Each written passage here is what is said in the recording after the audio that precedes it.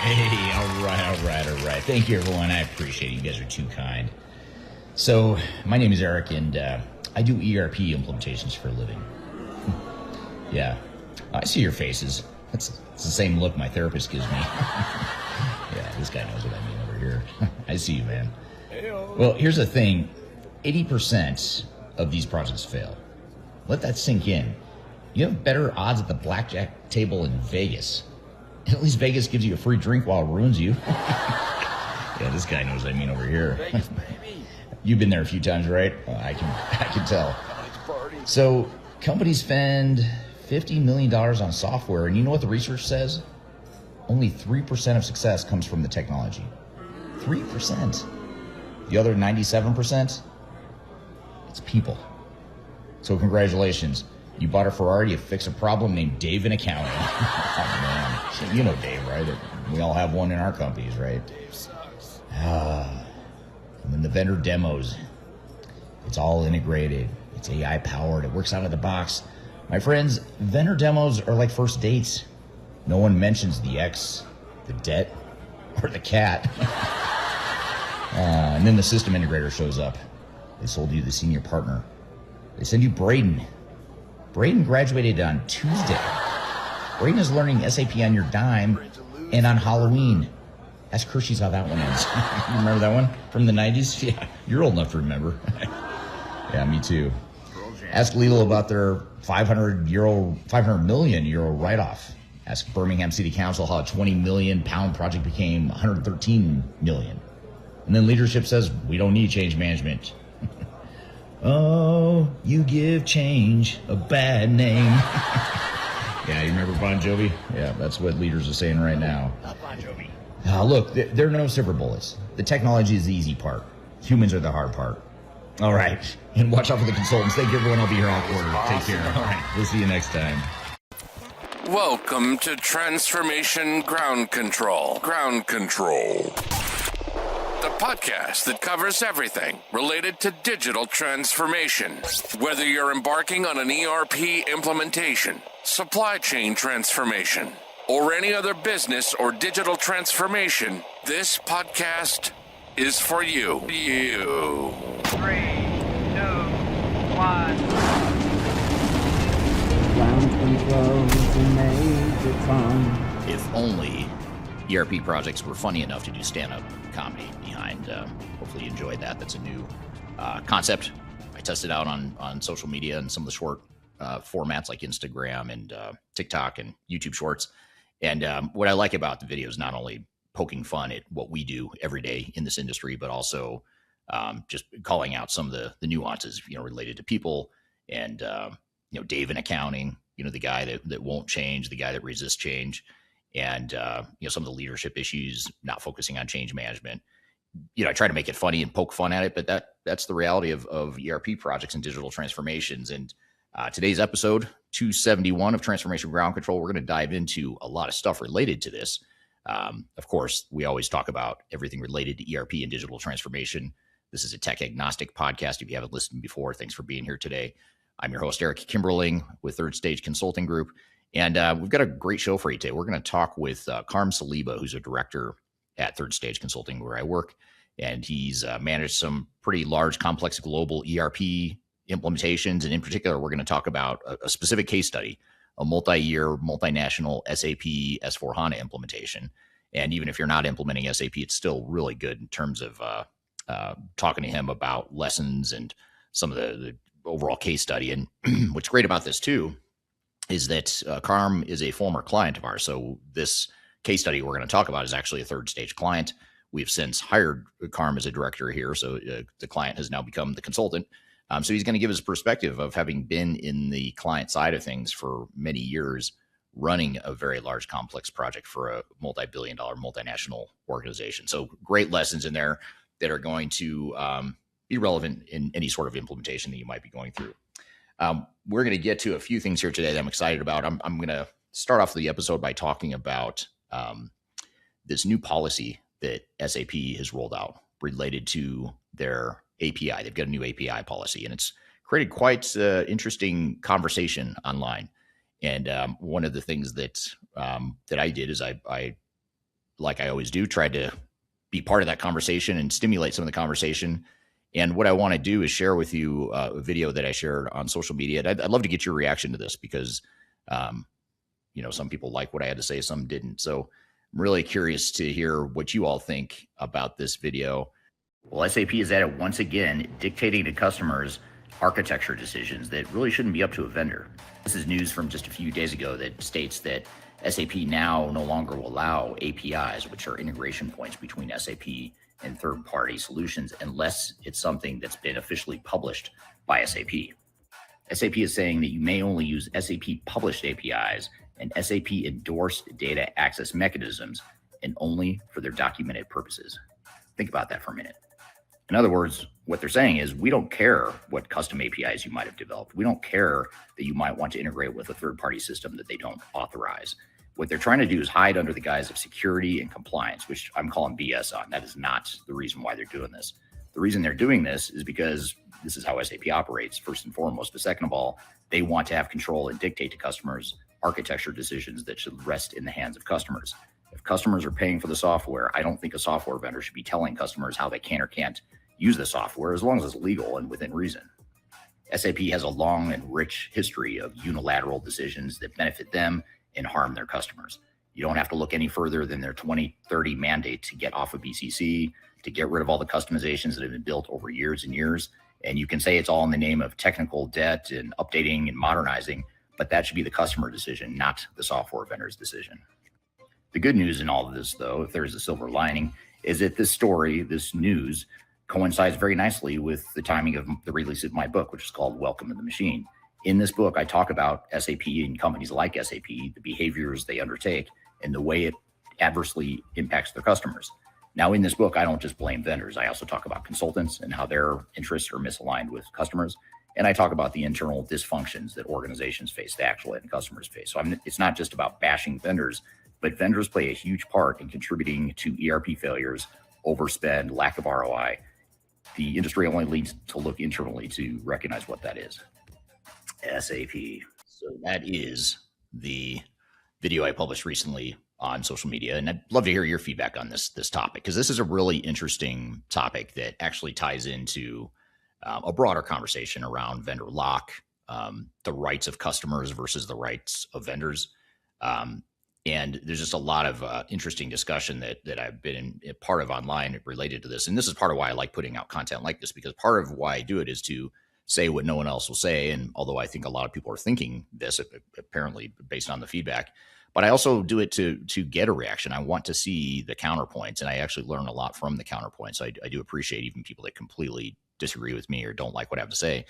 But one of the things that an SAP employee, someone who said they're an SAP employee, and their comment was something to the effect of, what else are we supposed to do? We have to protect our interest, which I thought was a really interesting comment. And I get it, right? SAP is running a business. They're not a charity. They're not here to necessarily make the world a better place. They're here to sell software and make money, just like a lot of us are.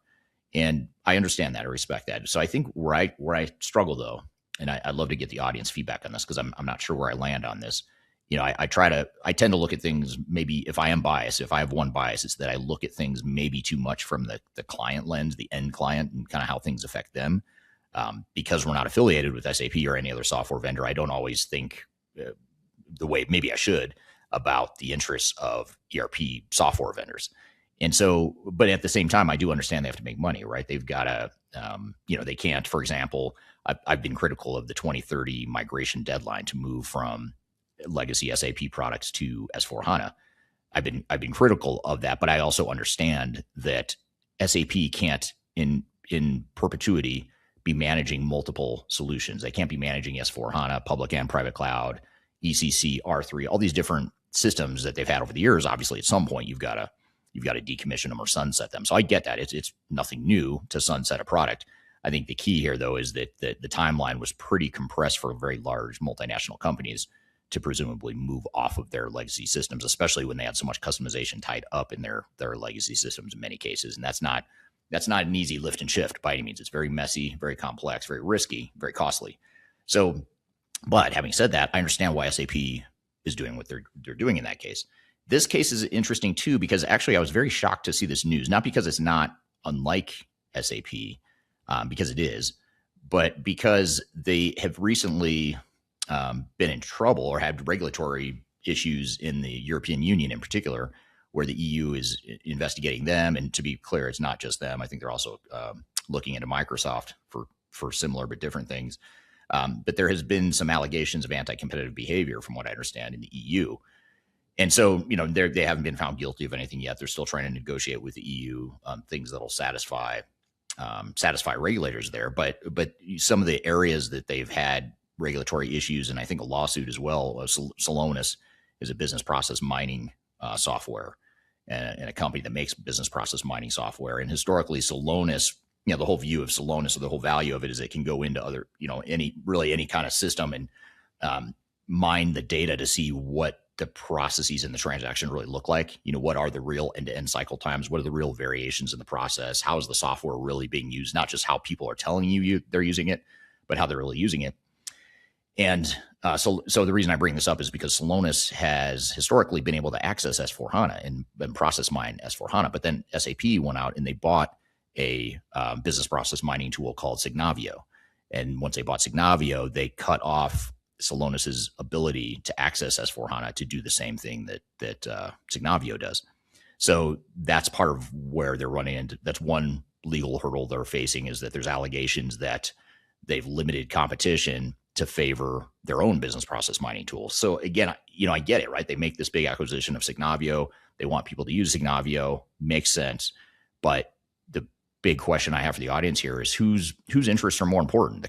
The SAP preserving their profit, or is it by providing choice to customers and letting the customers decide if they want Signavio or Celonis, or if they want to move to S4HANA, when do they move to S4HANA? So back to this API thing, this policy that was just released last month in April of 2026, the whole rationale here is that, and what they're doing is they're saying that they only will allow API access to S4HANA if they've approved it, if it's been sanctioned by SAP. And so the fear here, and it's not a done deal yet, this may or may not happen, but based on the way SAP typically operates, I wouldn't be surprised if this happens. But the fear is that they will discontinue the ability to access non-SAP tools that they don't like. For example, if you've got if you've got a homegrown legacy system, they may or may not allow you to continue to integrate to that. And I guess where I struggle here is not only are you limiting options for customers, but you're also making it extremely difficult for them to have integration points that they might have to have. I mean, there's regulatory types of things. Every industry has different regulatory systems they need to integrate to. And there might be best of breed solutions that handle the system or the needs of the business better than SAP could. So, why not give customers that choice to find that solution rather than forcing them to stay within the SAP ecosystem? Now, one thing SAP has said in their PR about this so far, which, by the way, I don't think they've handled it very well. The PR has not been, the way they've messaged this has not been good. It's not very clear. They haven't really come out, at least at the time I'm recording this podcast episode. I don't believe they've come out and made any formal, no one's come out and talked about it and had open discussion about it, but they have a site on, or a posting on their website that explains it. And what they're saying there is that, that it's limiting customer options. So what I'd love to hear from they're not saying it's limiting customer options. That's my opinion, but I'd love to hear from the audience here what you think. Is this right of them to do? Should they be more concerned about customers' best interest and what they want to do? Let the free market decide. Love to hear your feedback on this. And this reminds me of a meme that I recently posted on social media, and it was a meme related to SAP, and this pokes fun. This is meant to be funny, but trying to be light about it as well. But one of the criticisms of SAP over the years is that they lock you in. And this is, to be fair, is the goal of a lot of software vendors. SAP just happens to be the biggest 800-pound gorilla, so their attempts to lock customers into a certain ecosystem and lock them into a specific roadmap and path, one size fits all approach, isn't, it's more profound, or it's more magnified with them just because they're such a big organization. So sort of a play on Hotel California by the Eagles here. You can check out anytime you like, but you can never leave. And that's Hotel SAP. For those of you listening to the audio version that can't see the graphic, it's a meme that mimics the cover of Hotel California, but turns it into a fun play on Hotel SAP. You can check out anytime you like, but you can never leave, to use the quote from the Eagles. So curious to hear what your thoughts here on this. One other thing I'll mention too is SAP has made the comment that the reason they're doing this, this whole thing with cutting off API support or limiting API support, is for security reasons. And I'm not so sure I believe that, because there are other ways. You don't need to have everyone only operating within SAP for something to be secure. As long as someone's not able to access the code of SAP or break the core SAP system at the public cloud level, I don't see why you would need to limit integration points. I think that's the customer's responsibility and the customer's risk and the customer's decision to make, as long as it doesn't affect other customers and as long as it doesn't affect SAP as a company. So in other words, if I am paying a lot of money for an implementation and for a software and for the data to reside in that software, I should be able to do whatever I want with it. And if I decide to do something stupid or something that's high risk, and I may or may not be making an educated decision, doesn't really matter. That's my prerogative, and I am the one that would live with the consequences of that if I'm a customer. And that's my view of it.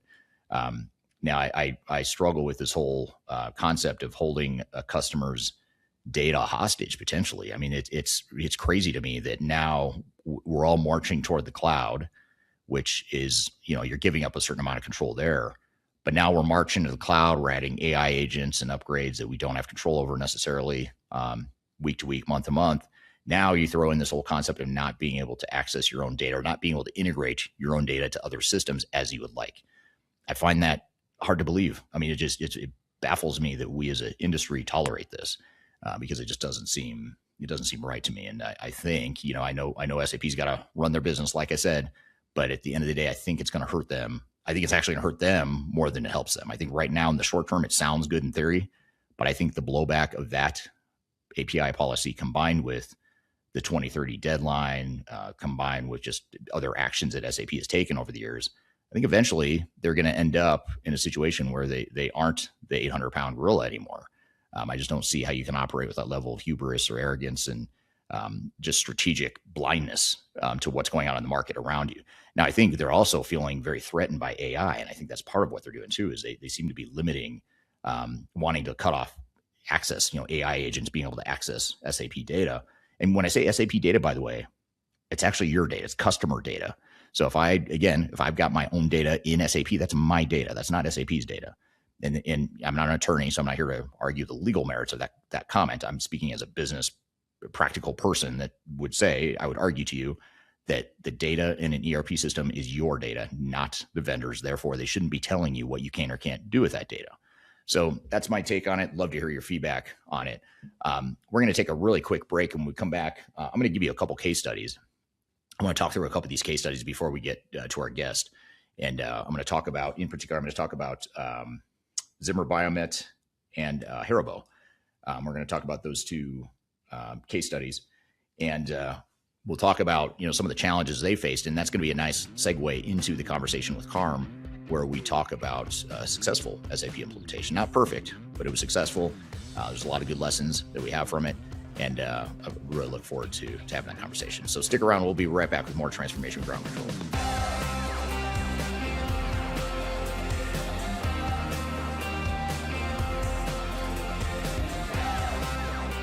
I'm Greg Benton. I'm the Chief Strategy Officer with Third Stage Consulting. And if you are embarking on your digital transformation journey or in the middle of that journey in 2026, you're going to want to see our digital transformation report. This latest edition really dives into a lot of the key trends that we're seeing in the marketplace and the ecosystem right now. It also highlights a number of the things that are happening with AI being an important component and integral part of the ERP systems that are leading the way right now. Also, the shift toward composable and best-of-breed cloud solutions is really accelerating the decline of monolithic ERP replacement. The opportunity to download the report is found at thirdstage-consulting.com. And you'll also find other tools that will help you in the initiatives and the business planning that you're doing for 2026. Don't leave phase zero without it. Reach out today. I want to encourage you to read our Guide to Organizational Change Management. It's a free report or free guide that we publish. It's one that I actually wrote that talks about best practices and lessons learned as it relates to change management. So as you know, on this podcast, we cover a lot of stuff related to the human sides of change, organizational change management, including training, communications, org design, all kinds of stuff as it relates to change management. So if you're trying to learn more about change management, or you're looking for more direction and ideas on how to get started on your change management strategy and your overall journey, be sure to check out this guide. You can read it by scanning the QR code on the screen in front of you, or in the links below for this particular podcast episode. You can find a link to take you to the page that will allow you to register to go ahead and download that and read it for free. So be sure to check it out. It's the Guide to Organizational Change Management, written by yours truly. I hope you enjoy it. Let me know what you think, and hope you enjoy the rest of this episode.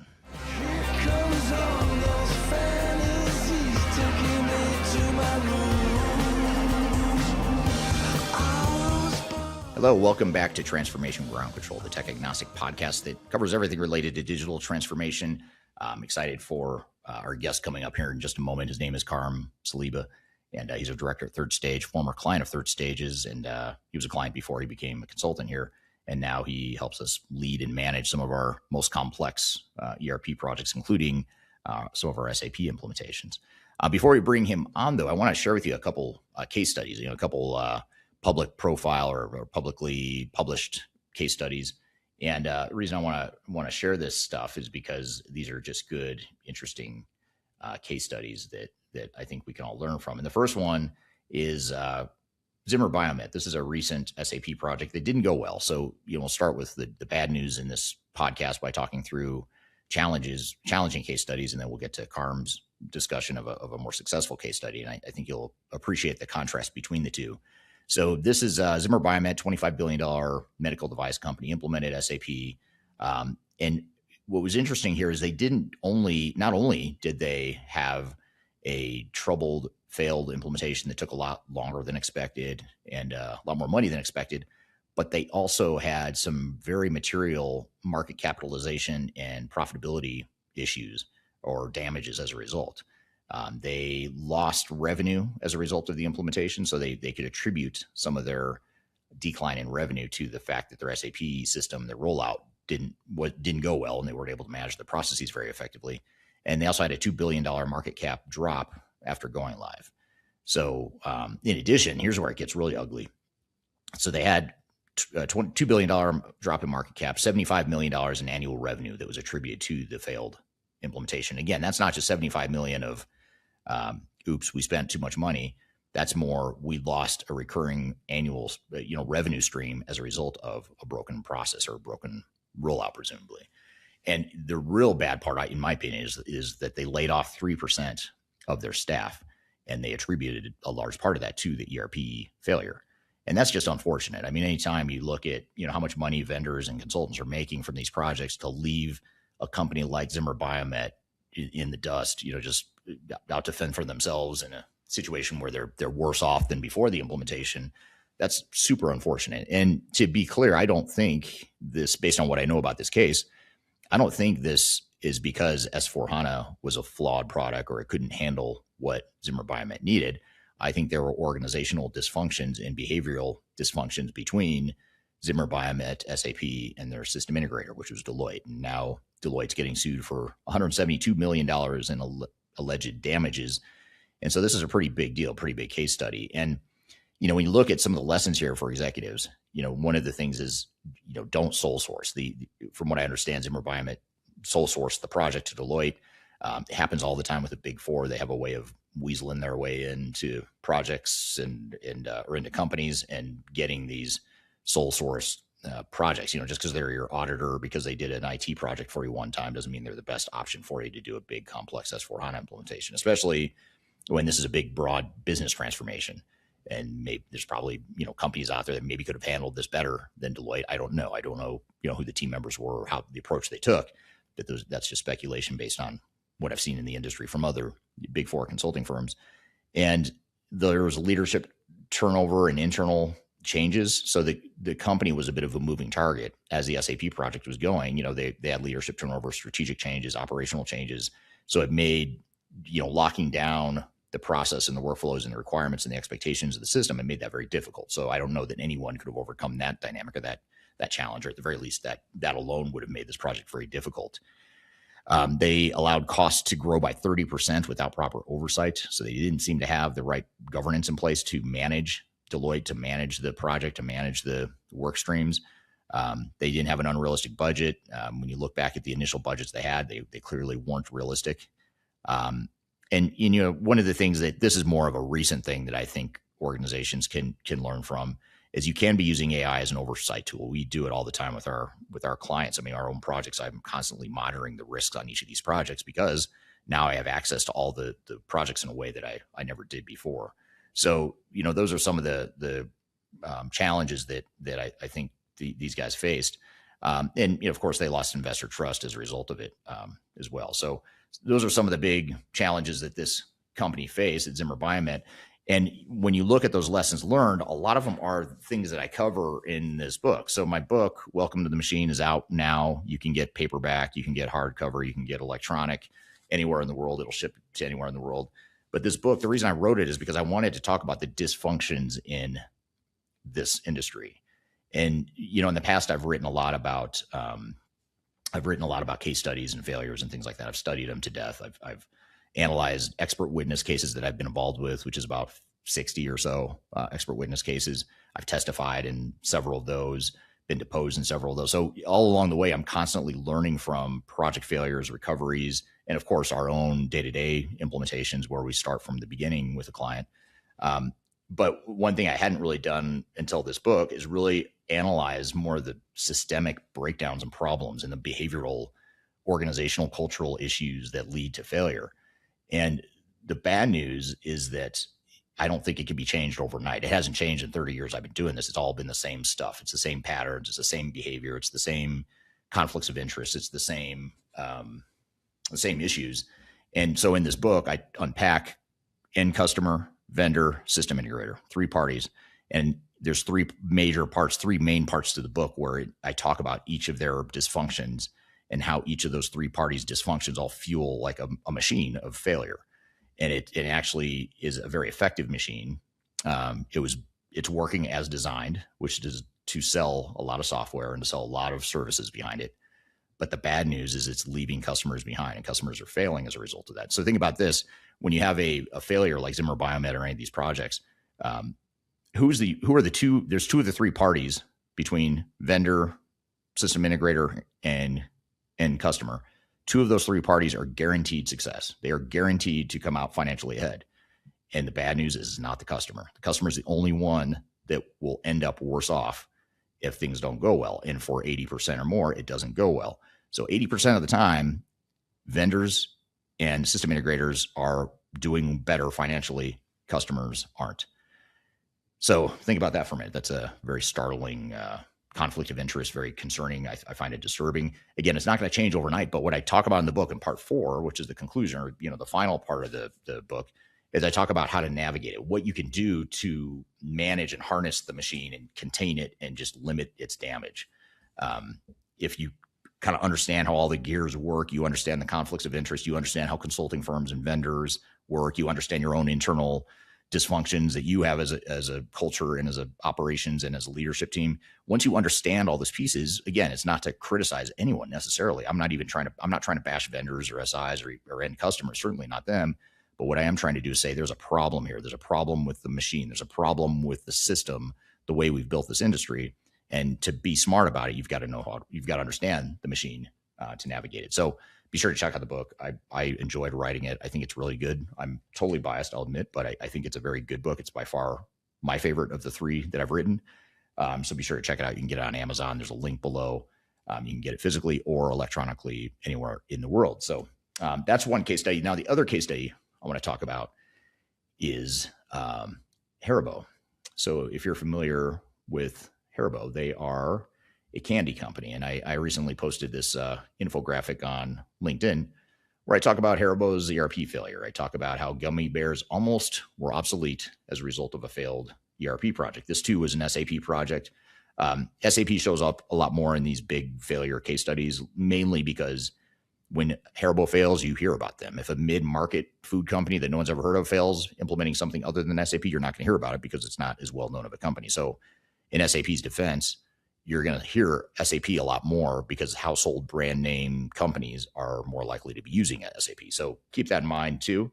But this is back to 2018. They're trying to implement SAP to improve their supply chain, but they had a bunch of issues. They didn't test adequately before go live, which led to a bunch of glitches in the system in production. They didn't have data migration figured out. It was very poor data migration. So the system was flawed, or the system wasn't flawed, but the data in the system was flawed, which led people to abandon the system because the data wasn't working or the data wasn't accurate. Lack of employee training created issues and confusion and resistance to change.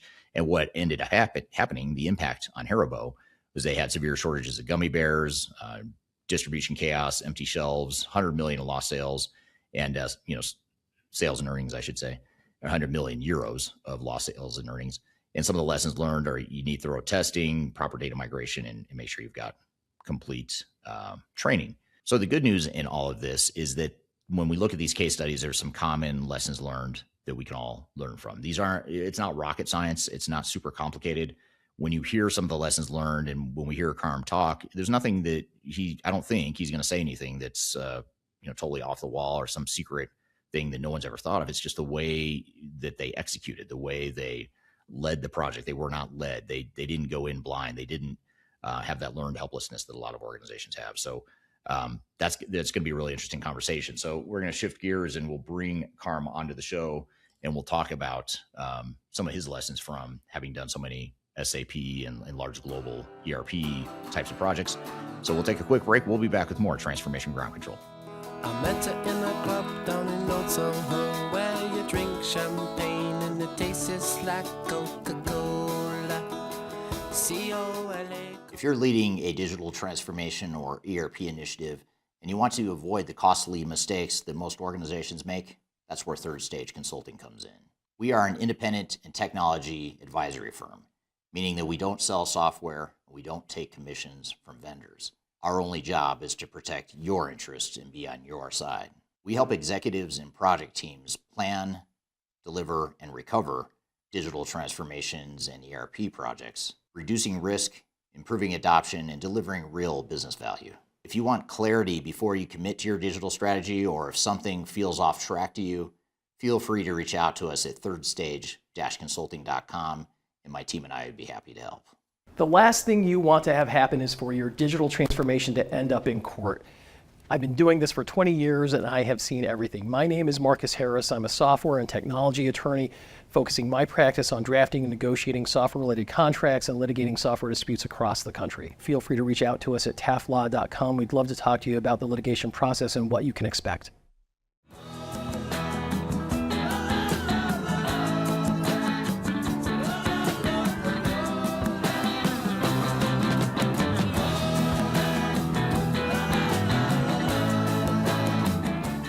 Welcome back to Transformation Ground Control. This is the podcast that covers everything related to digital transformation, the tech-agnostic view of the digital transformation space. I'm excited for our next guest, Karm Saliba. I always enjoy talking to Karm, and I've always enjoyed chatting with him ever since I met him several years ago as a client. And when I first met him, what's really interesting is when I met Karm, he was an engineering type of guy. He knew the business really well. He had some technical chops. He's a very technical person in general, very hands-on, very detail-oriented, but he can also think big picture and strategic, and he can kind of pivot around and move between technology, people, process, in a way that I think is required as a good consultant, but certainly as a client, you don't see it that often. In fact, it's hard for us to hire people at Third Stage because that's what our expectation is. It's hard to find those people that know, they can pivot back and forth between people, process, technology, strategy. They can go up at a high level and see the big picture, but then dive down into the weeds. And he's just one of those rare people that can sort of navigate all the quadrants or all the layers of change. And when I first met him, it was really funny because he was so he was recruited to be the leader internally of this company's digital transformation, which ended up being an SAP project. And he didn't know, he's the first to admit that he didn't really know what he was doing. He I remember meeting him, and he seemed like he felt like he might be over his head, but confident guy, but still uncertain. And I just remember thinking, this guy's gonna be fine. Like, he's gonna be totally fine. I'm sure, it was like drinking from a fire hose when he first got started, but I knew right away that he'd be fine because he had those raw skills, that understanding of the business. He knew the business really well. He'd been there a long time. He knew the leadership well. He understood the culture. He understood the strengths and weaknesses. He had a strong executive sponsor supporting him. The CFO was very strong, and he just had a lot of the pieces in place that you would hope to see. And quite frankly, so many clients we go into don't have any of that stuff, and then they hire us and want us to somehow fix it. And yeah, we can make things better. We can give them a better chance of success. But it's not nearly as ideal as when you have all that stuff yourself, to start with. And then you hire a consulting firm like us, and you get just so much more value out of them because they can actually, make a bigger impact when you have those foundational things in place. So I'm really excited to have Karm on. He's actually been on my podcast before. Back when he was a client, he was on my Journey to S4HANA podcast, which is a limited podcast series I did a couple years ago, and we'll have another season of that here coming up soon. But you can go to journeyto s4hana.com if you want to check out that podcast. You can also find it on Spotify and Google Podcast, Apple Podcast, Amazon, all the usual places. The same place you find this podcast, you can find Journey to S4HANA. So be sure to check that out. But having said that, we're glad to have him here on this show in a new role. He's a little bit older, a little more wiser than the last time he was on. And we're really excited to have him. So Karm, thanks for being here today. Thank you for having me. Look forward to it. Yeah, I look forward to today as well. And you've have quite the interesting background that spans not only SAP, but more importantly, an engineering and business background. And that's why I think some of the lessons you have to share here today are going to be so interesting. But before we get into all that, just tell us a little bit about yourself, if you don't mind, just sort of your upbringing and background. Sure. My name is Karm Saliba. The funny accent that you hear is because I grew up in South Africa. I've been living in the US for about 10 years now, but I grew up in South Africa. I am an industrial engineer. I've spent my entire career, 23 years in industrial manufacturing, so large-scale global manufacturing companies, starting with automotive and then moving on to more refrigeration, cooling, that sort of thing, global industrial manufacturing. And my career has really been spent at the place where business process meets technology. So from machines to software to hardware, but really where those tools come into play within the business process, and making sure that the business process fits and achieves the goals that the company has set out for themselves. So yeah, and then I've joined Third Stage a little while ago, so I'm new to the consulting world. But yeah, so far it's been a blast. Really enjoying it. Yeah, interesting. You have interesting background, kind of sort of 3 chapters of your career. It seems like you've got the business engineering one, the chapter where you get into the SAP stuff, and now the 3rd chapter getting into consulting, which is pretty cool. Yeah, it's a nice evolution. Yeah, you get to see it all. So so tell us a little bit, I guess, before I get into some of the questions I have for you. And by the way, any questions the audience has, please drop those in the chat. Love to hear from you as well. And also, just if you don't mind dropping in the chat what city and country you're joining from today too. We'd love to hear where in the world you're joining. But before we get into some of the questions I've got for you and the audience has for you, just tell us a little bit about the project itself. Could you just set us up or give us a backdrop of what the project was and how it came to be? Yep. So the company is a global manufacturer in evaporative cooling equipment, and global company, factories all around the world, footprint in every continent. And really the company was growing very, very quickly, as many companies are, especially in that space now, growing very, very quickly, 2-3 times the size that they were a few years ago. And as a result, obviously, they want to harmonize their business processes across operations and across regions. But as many companies, they kind of grew in a way where the systems didn't necessarily grow with them. So they had a lot of outdated systems, different systems from all around the world. So they wanted to get together and really put together a plan to have global business processes and really leverage the latest technology in the best way that they could.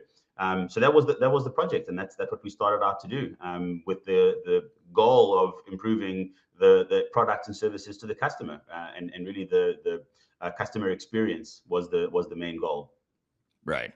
And how did you get looped in? Not, you didn't start off as an SAP guy. You didn't grow up. I assume you didn't grow up aspiring to be an ERP project manager someday. I did not. I wanted to be an inventor. So I don't know how I got here.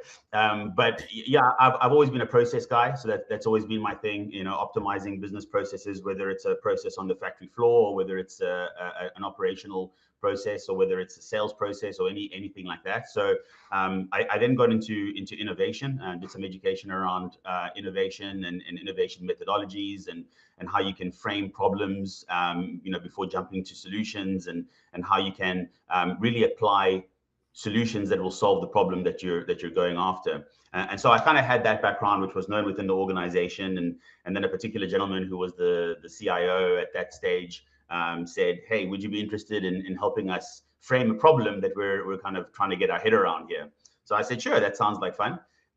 So I started doing that, and then before we know it, I was leading the global SAP implementation. But it evolved. It evolved from a trying to solve a business problem to implementing the solution that we came up with, and then it kind of became a natural fit for me to keep going with it. Right. Yeah. That's really interesting. And so not something you meant to do, but you stumble into it. You take over this project, and I imagine, I guess, how did it feel? Like, how was the beginning months of that project? I'm just curious. Like, I imagine you're drinking from a fire hose, trying to figure out what the hell SAP is and what is this whole ERP thing. How do I manage a project like this? It's probably a bit different than what you've done before. How are those early days or weeks or months of transitioning? How did it feel? Chaotic and scary. It was always the intent for the business to do as much as possible themselves, bring in support from consultants and system integrators, but really to truly own the process of the transformation. And as a result, we recruited a lot of great people from within the business, and brought them onto the team. And they also didn't know anything about SAP. Nobody within the business, none of the business units were on SAP. So SAP was brand new to us. Primarily, we were on a PeopleSoft instance, and a few smaller ERPs and CRMs around the world. So nobody knew anything. We all got swept up in a lot of the sales talk from SAP about how easy it is and how seamless it is, and a lot of the sales talk from system integrators that it'll take a few months and it'll be over. So we didn't know what to believe, what not to believe. We didn't have a structure or much of a game plan. We did know what we wanted to achieve and what our guiding light is, which I think was helpful. Yeah, that right there. I mean, that last part of what you said, I imagine that was a lifesaver in many ways, just to have those guiding principles and direction you wanted to go. Absolutely. Yeah. So when you look at this project that you led, it was tell us a little bit about the scope, if you don't mind. It was Sure. not just S/4HANA, but there were certain nuances to it that made it unique. Yeah, absolutely. So S/4HANA was obviously the kind of single source of truth, the back end or backbone ERP, but it was really all encompassing. So we implemented C/4HANA, which is SAP's CRM, CPQ, which is their configuration price quoting engine, commissions module, field service management. I'm trying to think what else, Concur. So it was really soup to nuts, right? We're all the way from CRM through product selection, configuration, ordering, manufacturing, shipping, finance, obviously, supply chain, warranty, quality, lock, stock, and barrel. We were all in. Yeah. And when you look back at it now, with the benefit of hindsight, what was the single hardest lesson? If you had to pick one thing that was just the hardest lesson of managing not just a complex ERP implementation, but one that was global in nature like that, what would that lesson be? Honestly, I think that there's two parts to it. I think that there's a huge people aspect to it. I mean, other than the technology change, and we were implementing, all those modules together. We were the first company to do that around the world. There has been no one else, at least at that time, that was using advanced variant configuration with CPQ integrated with C/4HANA and all the rest. So apart from the technology, there's a huge people aspect to it. And one of the big lessons is, really create relationships early within the organization. Really understand who the key players are within each function and within each region, and spend time with them. Really spend time genuinely getting to know them, what their concerns are, and what their goals and ambitions are. So I think that's really important. And then the other one, I hate the word governance, Eric. I really do, because for me, it's just be organized. right? That's governance. Be organized. Have a process for how you want to manage things like scope items and change requests and defects and requirements. Because before you know it, there's going to be thousands or tens of thousands, and you can't manage tens of thousands of items in the same way that you manage 50 or a few hundred. So, Right. so set out a process for how you will manage each of those items, and then have a system beneath it to be able to manage them, because they're going to run away from you very quickly, and it's far more difficult to clean up than it is to do it right the first time. So those are two things that I think I learned kind of the hard way over all of this. Yeah, I love that second one too. It's cheaper, easier, faster to do it right the first time than to go clean up stuff later. And we see a lot of clients that, and I know you now as a consultant are seeing that on our side at Third Stage Consulting too. How true that can be. Yeah, absolutely. Here's an interesting question from Third Stage. Actually, we know them. We work for them.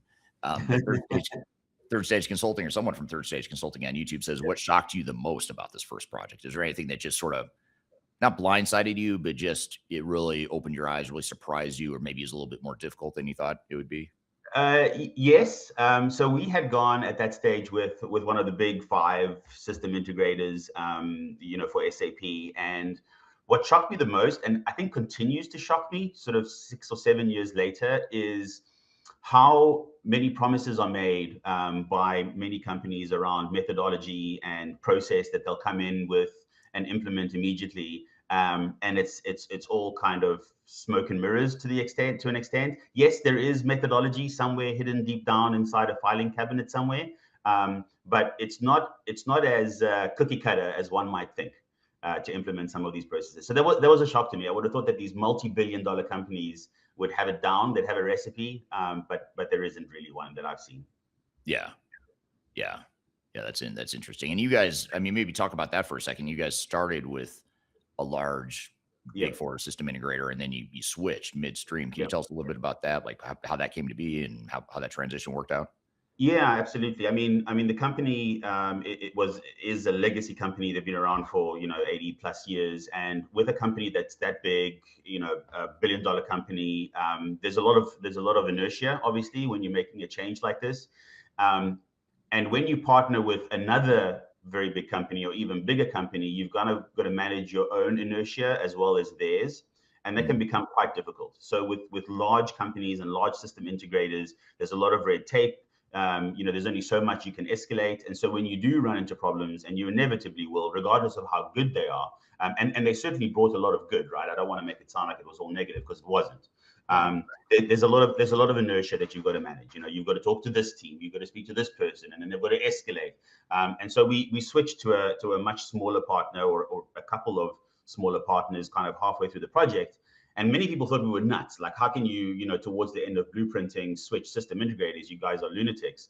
But it worked out for the better, because they were a much better fit. They were more agile. They were more nimble. They were able to pivot much faster than some of the bigger system integrators had. Right. Yeah, super interesting. And that seemed to work out well for you guys, right? To switch to that smaller integrator. It did, especially with what we set out to do, which was to own as much of it as possible. Right. You want a partner that is looking out for your success and that wants you to own it at the end of the day, as opposed to a company that's trying to take as much of it as possible from you. Yeah. That's a really interesting dynamic and dysfunction between consultant and customer that oftentimes gets overlooked, because the consultants have, if you think about it, and this is true for any consultant, whether it was your smaller consulting firm you worked with or the Big Four, is just maybe more magnified with the Big Four, is they have an economic incentive to take over more of the project for you. Exactly. Whereas your incentive is like, no, I want to own this. I want you to teach me. I want you to guide me, but I need to own this at the end of the day, because after they leave, you were still there for a while after those consultants all left, right? Absolutely, yeah, several years. Yeah, just a couple comments here on social media here. Galib on LinkedIn says, agreed. Yeah, I cannot talk today. Adaptation is the key metric which determines ERP or CRM project success. It's a good point there. Hello to Ken Hamilton joining on LinkedIn from North Carolina. Here's a question from Dostonian on YouTube. It says, have you developed a regular system for managing governance? Your favorite word, managing governance, now that you're a consultant? Yes.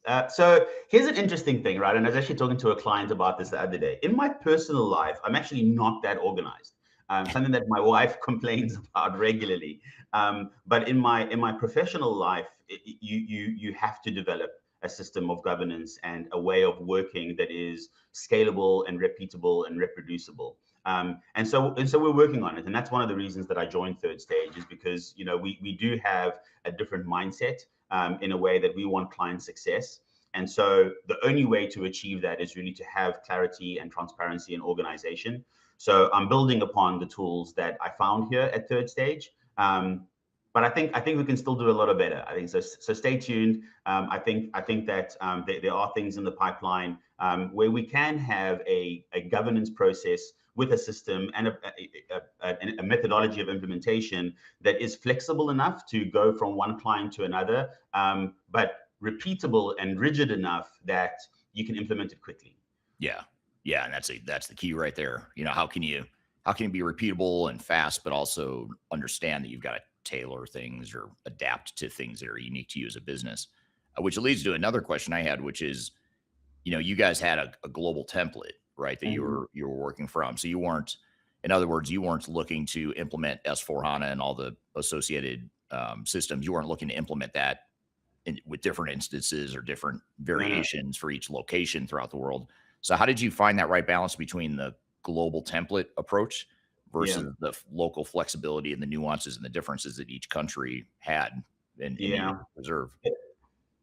That's a really good question, Eric. And I saw it obviously in the big SAP project, and I'm seeing it now afterwards as a consultant, that everyone, every region, every department feels that they have that they're unique and that they're special. And many times they're right. So I don't want to discount that. So I think starting right out of the gate, there's definitely legal requirements and statutory requirements from country to country that you've got to be mindful of. I mean, one example is countries like Italy and Mexico require electronic invoicing that gets submitted to the state, for example, right? You don't need that in the United States. You certainly don't want to implement that in the United States if you don't need it. So things like that, I think you have to be flexible right out of the gate. The other thing, though, I think that you need to be mindful of when you're looking at a global template versus regional variation is to not lose your identity in wanting to stick to a global template. I think so. You hear a lot about best practices and processes that should be implemented out of the box. I think that that's true for maybe 70% or 80% of the business processes, but understand that there is a secret sauce that the company has, and also a secret sauce that potentially some regions might have. And you don't want to lose that. You don't want to lose that identity, right? So if you have a go-to-market strategy that is different in Europe compared to the way that it is in North America, don't change that at the detriment of your customers in the name of best practice or global template. Right. No, it's a really good point. And I think, this industry, the technology industry, I think has a bad habit of convincing customers that they're not that different. Like, hey, you're not different. Like you're not that different from any other engineer to order manufacturing company that has a global operation. So stop trying to be different. Just use our software the way it was built. It's almost like you're the problem, not us. Our software is awesome. Just figure it out. Right. It's best practice. We've got, fit to standard, all that stuff. Yeah. Did you guys feel that pressure from your vendor or maybe even internally, that pressure to just leave the software as it is, use that vanilla software, even if it meant compromising some of that secret sauce that you're talking about? Yeah, absolutely. I just want to say that I know SAP is kind of the big bear or the elephant in the room, but they were truly supportive throughout all of this. I mean, we were one of the first, as I said, if potentially not the first, to implement all these systems, and they were truly supportive and truly helpful. But there's always the fear that they make sure you understand that if you deviate in any way from their process, they may or may not support you. Right. So that fear in the back of your head is always driving you to kind of crush any idea of deviating from the standard. So for me, that's the pressure that gets applied from SAPs and probably any other of the big companies. In fact, I know others that have the same tactic. Well, if you're gonna change this process, you're on your own. It may or may not work. And you do see that, right? So you'll put in support requests for SAP or anyone else, and that's the first thing that they'll look at is this stock standard vanilla process? Have you touched it in any way? And if you have, that's the first thing that they try and lean on. Right. Yeah, that's interesting. Yeah, and that's a common dynamic we see too, is that you have, and this isn't just about vendor versus customer. This is actually more of a IT versus business discussion, because I think a lot of times the technologists in all of us recognize and understand the appeal of standard vanilla software. Just deploy it out of the box, off the shelf, and don't change anything. From a technology perspective, that is an ideal state. But the business, where the rubber meets the road, has a different perspective typically, and then you've got to make a compromise or a decision of where am I going to make the trade-off? Am I going to complicate things technologically, or water down and dilute my secret sauce? And usually it's not an either or. Typically it's sort of a continuum you've got to navigate, I imagine. That's exactly right. Yeah. So here's a question off of TikTok. This is from McGreens on TikTok. Says all ERP systems are designed to ship more product on time. And then I'm going to get to a question here in a second related to this. But then a follow-up comment was, shipments on time is equal to customer service. Your job depends on it. That should be, but that's the measure. So I think what this person's alluding to is sort of the metrics or the end result you get to when you look at what happened with this SAP project post implementation, as you started to see people start to use it and start to go into operation or into production. What were some of the major benefits you saw? I mean, were there areas where you thought, okay, we really knocked this out of the park and got a lot of business value? And on the flip side, part two of that question would be, were there some parts of the business that you actually might have been a little less efficient because now you're putting more structure in place, you're capturing more data, you might be slowing things down because you're adding a little bit more structure and governance. Tell us a little bit about that, just from a business value perspective, if you don't mind. It's a multifaceted question. I could spend a long time on it, but I'll try and keep it as short as I can. So yes, there's definitely places where we added value. There's a lot of automation in SAP that came to, that is usable and able to eliminate steps and processes. Also, there's a ton of data that gets collected by SAP from CPQ, from C4, from S4, that you could then use to make better, smarter, more intelligent decisions. But I think that before you get to that value, you have to really understand how to collect that data and what to do with it. So I think that isn't that easy in SAP. It isn't just as simple as being able to pull data and there you go, there's now the insight that you need. So I think from the benefit side, you have that data, you have the potential for a lot of automation, but on the negative side, you have to learn about SAP first, and you have to learn all the nuances, and you have to learn where all that data lies, and you have to truly understand what processes you want to implement versus not implement to actually gain that value. So I think you need to look at it from both sides. So this is from Teddy on YouTube. Teddy says, to what extent did your technical background come into play within your SAP implementation projects? It really did. So I'm a mechanical and industrial engineer by education. Industrial engineering is all about business process and process optimization, right? So that was directly beneficial to me, understanding how processes work, value stream mapping, and that sort of thing. But also from a mechanical point of view, my entire career has been spent in manufacturing. And in manufacturing, it's very easy to cloud reasons for inefficiencies. As an operations guy, I know that it's something that gets used all the time. Well, we didn't achieve target because of this, and the other thing. And just having that technical background and understanding certainly helped to see through that. But then also moving over into the software world, I'm no slouch when it comes to understanding technical requirements and technical specifications. So it was a relatively easy transition to start understanding the technical part of ERP implementation as well. But then with that understanding, being able to translate that into business speak, right? So being able to translate the technical specifications and technical capabilities into what is and is not possible from a business process perspective. So I think I was lucky in the background that I have. Right. Yeah. And I think it's a unique background. I mean, we work with a lot of different clients, a lot of different personality types. And I think, the thing that's unique about your background that I think made you really good as a project manager, makes you good as a consultant now, is the fact that you did have that upbringing that wasn't solely focused on enterprise technology. A lot of us, like myself included, I grew up in the enterprise tech space. That's all I know. Whereas you were growing up more as an engineer, you wanted to be an inventor, you just had a totally different mindset or approach. So I imagine layering something new like SAP on top of that foundation was a really solid place to start. Yeah. It's another technology at the end of the day, right? So whether it's an ERP system or a CRM system or machine automation or machine learning, or a press brake or a laser, it's all technology, and it's all tools that we've invented in order to achieve a goal. Right. And that's the lens that I look at it through. Right. Right. Dustonian on YouTube has a follow up here and says, and accepted by the users. No one likes governance, but everyone needs it, like your home life. And then because I love the audience here because they seem to know that governance is a trigger for you now. And they're going to ask a bunch of governance questions for you now. But here's a question from Ken on LinkedIn. Ken says, is that lack of independent governance practices the primary reason for the 70 to 80% failure rates of digital transformations? If so, how do we communicate the importance to clients? So from a fellow consultant, what are your thoughts here?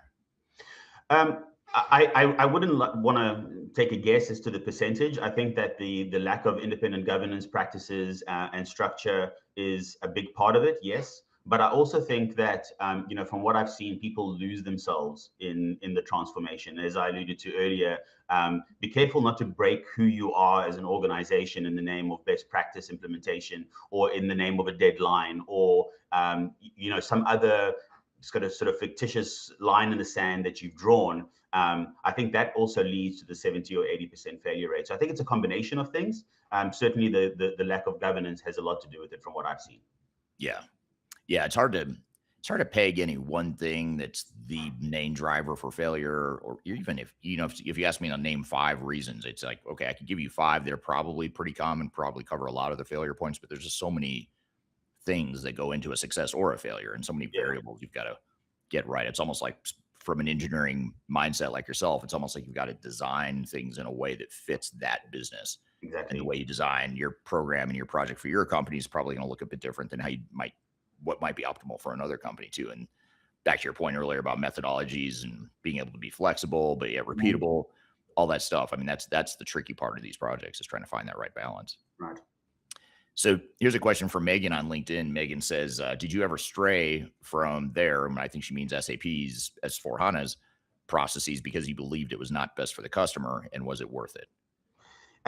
There's one sort of really big one that comes to mind, and it has to do with scheduling. So order scheduling within the plants. SAP has some really cool technology and automation around scheduling. And we implemented it, and what happened was that it created a lot of confusion. This was still in the testing phase, so we weren't live yet, but during testing, there was a lot of confusion around how the system had scheduled orders, how the system had allocated parts to certain orders, how it had reallocated parts from orders to aftermarket orders and vice versa.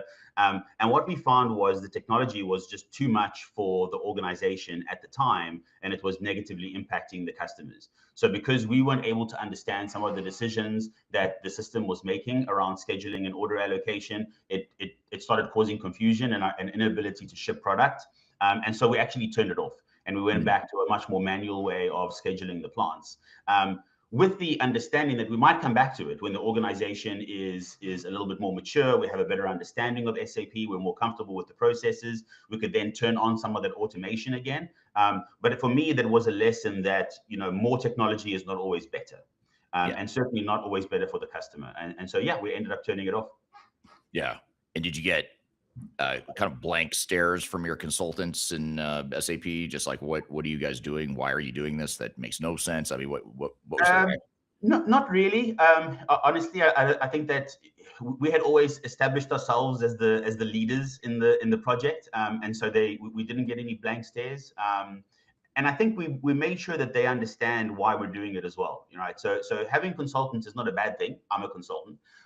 But treat them as part of the family, right? Treat them as someone that's coming in that you can learn from, that you can bounce ideas off of, with the end goal in mind. At some point, they're going to leave, and then it's your baby, right? So I think that we had established that right from the beginning, and so we didn't get too much pushback. I think everyone understood why we were doing it. Yeah, you make a really interesting. You sort of glossed over it, but I want to hone in on it because it's really important. But you said that the consultants and SAP knew that you guys were leading the project. Yeah. I think that's huge because I was engaging in social media. I think it was on LinkedIn the other day, and someone came up with this term. This is not my term, but I love this term. It's a term that they said it sounds like power inversion, where like the vendors and the consultants are leading and telling you what you need to do. And then, you're kind of following them. Whereas you said you did the opposite. And I think that power play, I don't want to call it a power struggle, but you had a clear authority, right? And I think a lot of clients we work with are either afraid, don't want to, don't have the knowledge, or don't feel confident enough to take that leadership role. How did you guys, I'm just curious to know, like, how and why was that the approach? And I totally agree with it, by the way. I'm not challenging it, but I actually want to hone in on it because I'm trying to figure out, what did you guys do differently, and why was the organizational behavior internally so different for you guys to where you knew that you needed to take the leadership role, even though you weren't the experts, you had never done an SAP project before, you didn't have all the answers. So how did you get there? Because we know our customers and our business better than any consultant ever will. And that was an important understanding that we went into the project with. And all those things that you said are true. We were afraid, we were clueless, we were unsure. All of those things were true, but we knew that we knew our customers and our business better than anyone else. And so what we wanted to do is get the expertise and fill the gaps that we knew that we had. We didn't want to hand over our business to somebody else. And that was just a decision that you make right up front, right? Knowing that you're going to be afraid and you're not going to know what to do, but you're still going to be in charge. What Karm just said there is one of the most important things you might hear in this entire podcast here today. And let me repeat the quote there. I think is really interesting. He said, you're going to be afraid. You're not going to know what to do, but you're still going to be in charge. And I think that is so important. And too often that just gets overlooked. And companies think that because they're afraid and they don't know what to do, or they don't have all the answers right now, they go to the other extreme and say, well, I'll just bring in the SI. I'll go hire Deloitte. I'll hire SAP. I'll hire a big system integrator or someone like that to come in and take over this project and just do it all for me. And it sounds good in theory. Like, it sounds like a lifeline. It sounds like something that's going to bail you out. And it will, for sure. In the short term, it's going to make you feel better. Long term, it's going to be a much higher likelihood of being a disaster for a number of reasons that, that we'll continue to talk about in this discussion. But also I do talk about that a lot in my book, in Welcome to the Machine, which just came out on Amazon. That book, I talk about how that behavioral dynamic of wanting to pass things off to a vendor, to relegate responsibility, just delegate, outsource, whatever you want to call it, that leads to so many bad behavioral problems, to where now you've got a third party that has a vested interest in not doing things effectively or efficiently, because they make more money the harder the project is. And that's the irony of it all. They actually are going to do better by making the project take longer, consuming more hours, billing more hours, et cetera. If for some reason the project gets delayed or things get messy, they win. You don't, but they do. And that's a tricky part. And then you've got the conflict of interest of that the system integrators and the consultants have with their vendors that they represent, because now, you don't want to bite the hand that feeds, and the hand that feeds is going to continue to give you leads, commission. I mean, the amount of money these guys make from the software vendors for recommending and implementing certain products, it's baffling how much money is there. And no wonder you have these weird behavioral issues in the industry, because there's so much money at stake. You throw that much money at people, they're going to start acting weird and doing things that don't make sense. At least from your perspective, they may not make sense. It makes total sense from their perspective. They're trying to make more money, and they do better if they keep the vendor happy and regardless of the outcomes of your project. So, and again, I'm not saying the individuals in these companies for the most part are not bad people, but that's the way the system has been built. So of course you're going to get weird behavior from otherwise normal people, otherwise ethical people. You're going to get stuff that seems shady. And I know when I was at PwC, I felt super weird. I never quite felt comfortable the entire time I was there. It just felt a little dirty, like I just felt like this just doesn't feel right. And so that's, I think, was pretty telling, because, and there was no changing it. Like, I couldn't operate independently outside the machine. The machine is what it is. It's the expectations are set. The incentives are set. You're not going to deviate from that. I tried, and it didn't go well early in my career. I'm surprised I lasted as long as I did there, to be honest, because of that.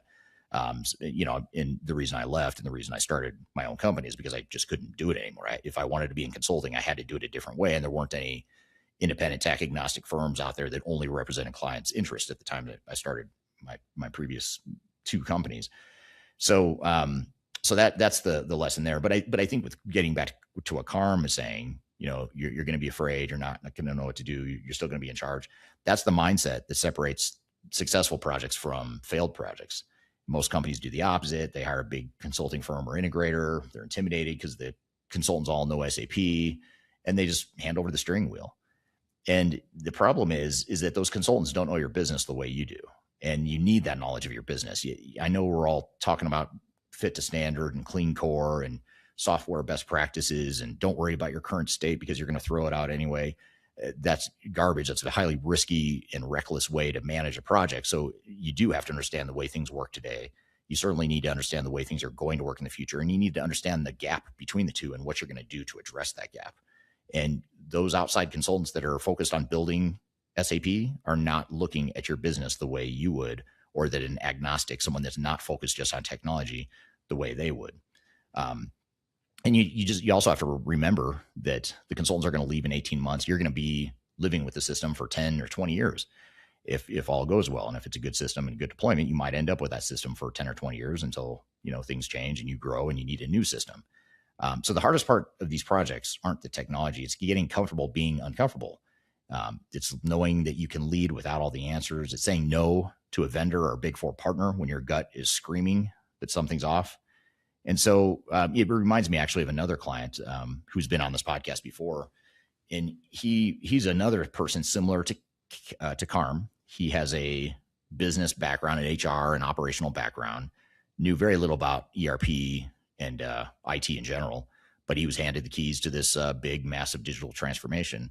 And he was actually the best person I could imagine. He had all the characteristics you want. He was a strong leader. He knew when to ask questions. Something didn't make sense, he would question it. He wouldn't just say, well, they're the experts, so I'll just defer to them and assume they're right. He very much had a trust but verify mentality. He had he had extreme ownership and accountability of the project. He wasn't the type that was wasn't going to let the SI go off and do their own thing, but B, wasn't going to be the one to, he knew he was going to be held accountable. So he just acted accordingly, and not enough leaders do that. And one example that he did is he actually was able to at one point scale back the overall SI team. So they made a conscious decision and a deliberate decision to slow down the project to extend the timeline. But then they said, by the way, Big Four system integrator, we need you to scale back your staffing because now you're not going as fast as a pace. You don't need that level of staffing to accommodate a compressed timeline that we're not sticking to anymore. So, and that's a really hard conversation to have. And that was a super painful, interesting conversation because the way the Big Four firm resisted that was unbelievable. They pushed so hard to keep the staffing the same, even though they were deliberately materially extending the timeline, knowing that they're going to run at a slower run rate intentionally because they just weren't able to keep up at the pace they were going. And the SI didn't want to do it. And that tells you all you need to know right there. I mean, if you want to do a little social experiment, if you're working with Big Four, any big consulting firm right now, just try it. Just say, hey, what if we doubled the timeline and reduced your staffing in half? See what they say. And, I think you'll get a lot of gaslighting. You'll get a lot of, like, why would you go so slow? Why are you listening to that podcast? Why are you listening to Transformation Ground Control? They're not speaking the way we want, the things we want you to hear. So, I'm being somewhat facetious, but if you've ever had that conversation, I've seen it enough in my career to know how much blowback you get from vendors if you try to push back. So, lesson here though is it doesn't matter. It's not about making friends here. It's not about keeping your Big Four, your big system integrator happy. It's about owning the project and knowing that you're going to live with the outcomes when all is said and done and all the consultants leave the room. So own it, even when you're afraid. We've got a lot more to cover though. I want to keep going here with this conversation with Karm, and unfortunately I've left him waiting for a few minutes here. So we're going to take a quick break. We'll be back with more Transformation Ground Control.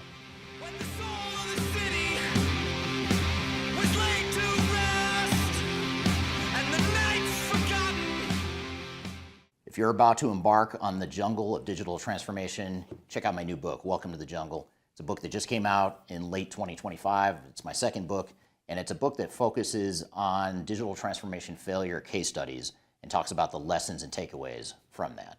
It's 300 pages packed of all the lessons and things that I've learned from having been an expert witness in lawsuits related to digital transformations, and also with our team helping clients recover some of their failed projects. I've included as many lessons as I could possibly fit into one book here. You can read this book. You can order it anywhere in the world in hard copy format, which is this format here. You can get it in paperback. You can also get it electronically as well. Scan the QR code right here or go to the links below for your copy. Hope you enjoy it. Let me know what you think. Are you looking for ways to promote your product or service to enterprise technology decision makers and influencers throughout the world, like the ones who listen to this podcast? Major Tom Productions creates media, events, and influencer marketing for B2B technology providers. Our productions are exciting, educational, disruptive, and effective. Most importantly, they create results. Our content is unlike any other in this industry, engaging, influential, and trusted by technology buyers and influencers throughout the world. Each month, our productions reach hundreds of thousands of targeted buyers and decision makers who trust and engage with our honest and tech-agnostic content. With long-tail viral results and engagement with our content, Major Tom Productions provides a way to reach your target market and create awareness, calls to action, and a connection with potential customers. So collaborate with us today. Learn how we can feature your product or service on podcasts such as Transformation Ground Control, Journey to S4HANA, and Journey to Dynamics 365. We can also feature your brand on our YouTube channel called Digital Transformation with Eric Kimberling, which boasts over 100,000 subscribers and over 2 million video views per year. You can also participate in our in-person events, including our Digital Stratosphere Conference. Contact us today to learn more. We can tailor a marketing campaign that works for you. We look forward to helping more people learn more about and become engaged with your brand.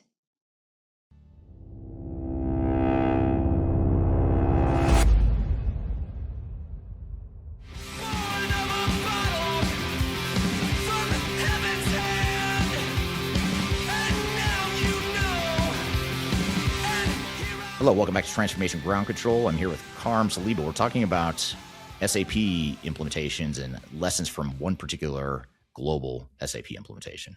You know, for those listening that have not been through an ERP implementation before, that's something I would really think about is like, how can we navigate the fact that we are afraid, we don't know, we don't have the answers, and you're bringing in these experts. In some cases, it can be intimidating and overwhelming to where they do know, they do have the answers about the technology. They've done this a million times. And so you want to, like you said, you want to bounce things off of them, make them part of the family, but you have to have that clear reporting structure that says, you know, Karm is in charge of this project. He's ultimately going to decide what's right for this business, not the vendor, not the consultants. And I think it's interesting because a lot of people in the technology space really struggle with that. I think they want to be like, I'm the technologist. Let me do this for you, Mr. or Mrs. Client. Yeah, that's it. That's really interesting. Dostonian says, just to finish the trigger, I'd offer that it is a business process governance versus pure data governance. You have to stay true to who you are and how you get there. So very much validating, echoing what you just said. But here's an interesting follow-up question for you from what you were just saying, Carmen. That this is from Mukund on LinkedIn. I apologize for butchering your name. Why aren't we able to tailor the experience, in this case, your scheduling example, exactly to the clients, the way of working, rather than then taking them into a new method of scheduling? So, you know, help us understand that. Was this a functionality in that example you were talking about with scheduling? Yeah. Was that a functionality gap? Was it just a different way that SAP handles scheduling and it just didn't work for you guys? Or maybe no, it wasn't a functionality gap at all. In fact, it was the complete opposite. I don't know what the opposite of a gap would be, but I think you can do more than you needed. Is that it was too much. It was a situation where we were handing over a lot of the control. So even before we went to SAP, you know, obviously we had ERP systems and there was technology involved in scheduling, but there was a lot of manual work that gets done in scheduling. You know, understanding lead times of long lead time components and understanding which orders are you know coming in first and more important and more time sensitive, etc. So there were a lot of decisions that were being made manually, which we had tried to hand over to SAP, right, into SAP algorithms.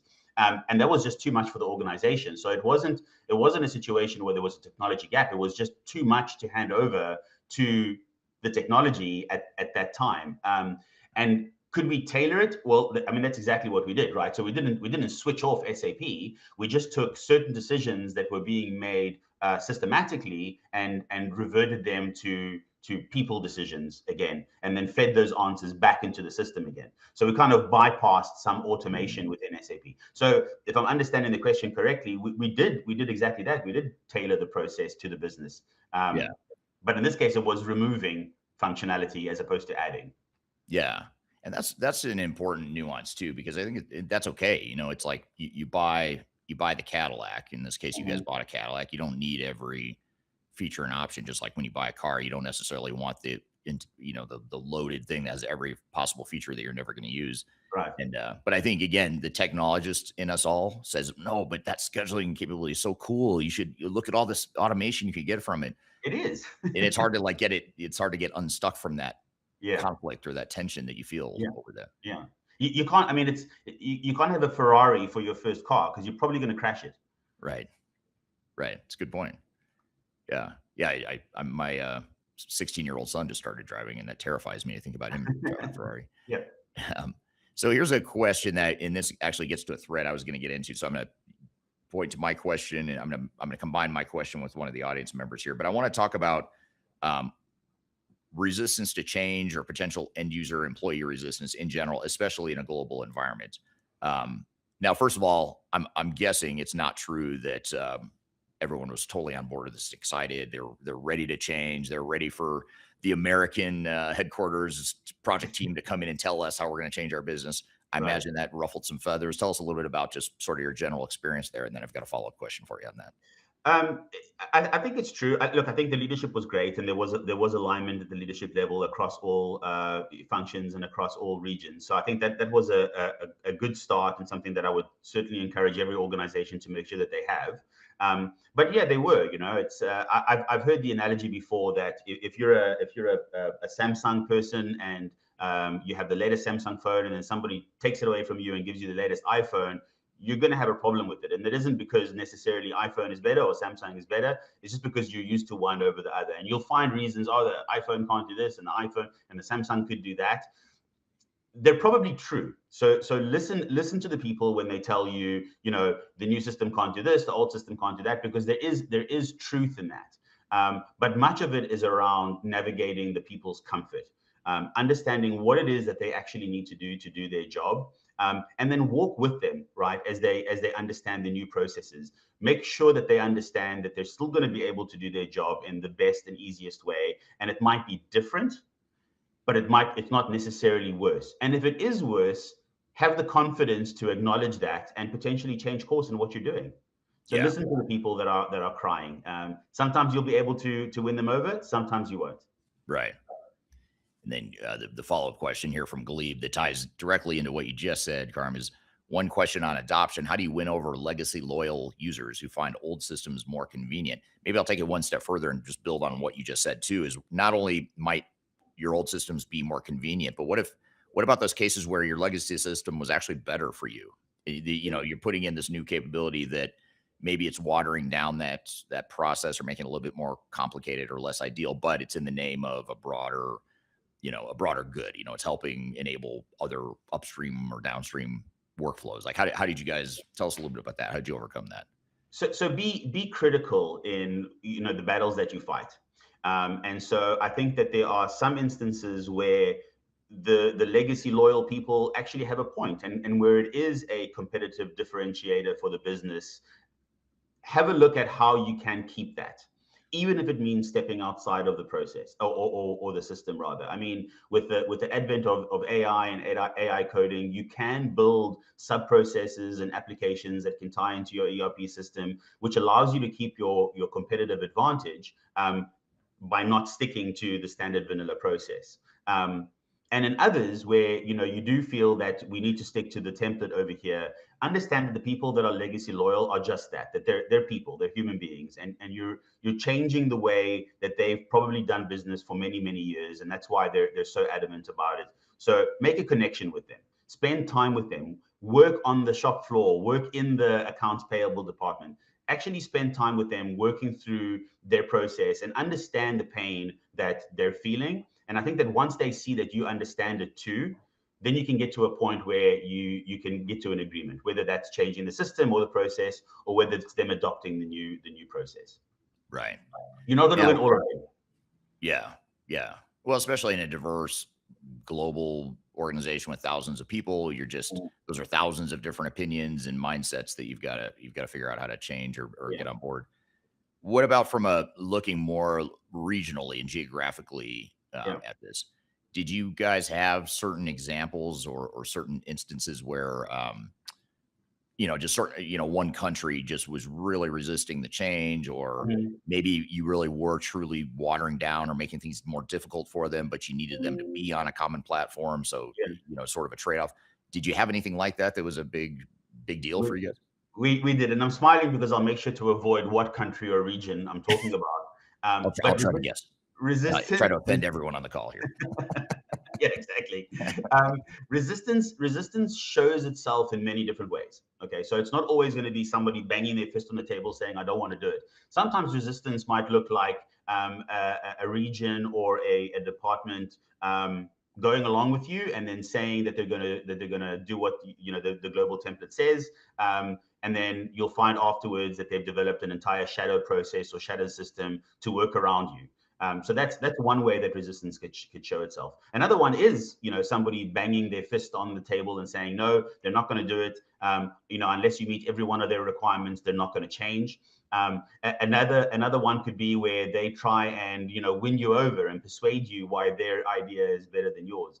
So I think you've got to be adaptable when it comes to facing resistance like that, and understanding what it is that you're dealing with, and then tailoring your approach based on the specific case, right? So in the case of a region that says that they've adopted a process, go and follow up afterwards. Spend time with them after the fact and kind of do an audit to make sure that they're adopting the process. Right. So there's many different ways that you'll face resistance, and you've got to tailor your approach. There's no one size fits all, and I think that's the message here: is don't try and make it one size fits all. Again, you're dealing with people. Right.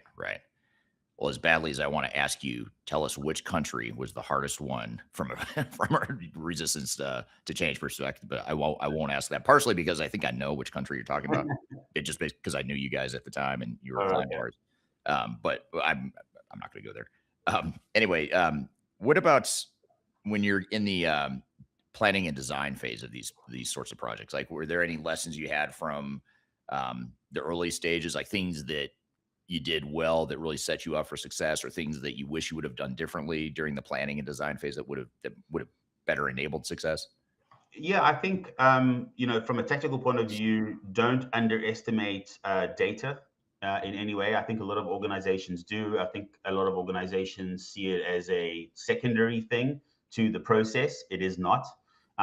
So set up a framework around data ownership, and then set up a team, because no matter how much effort and energy you put into data up front, it's going to require rework after go live. It is. It's just going to, whether it's the customer master or vendor master or materials or you name it, it's going to require rework afterwards. So set up a team that truly understands the data and understands implications of decisions that you make around data, and have that team at the ready, and bring them along with you right from the beginning. So I think that's one very important aspect to consider.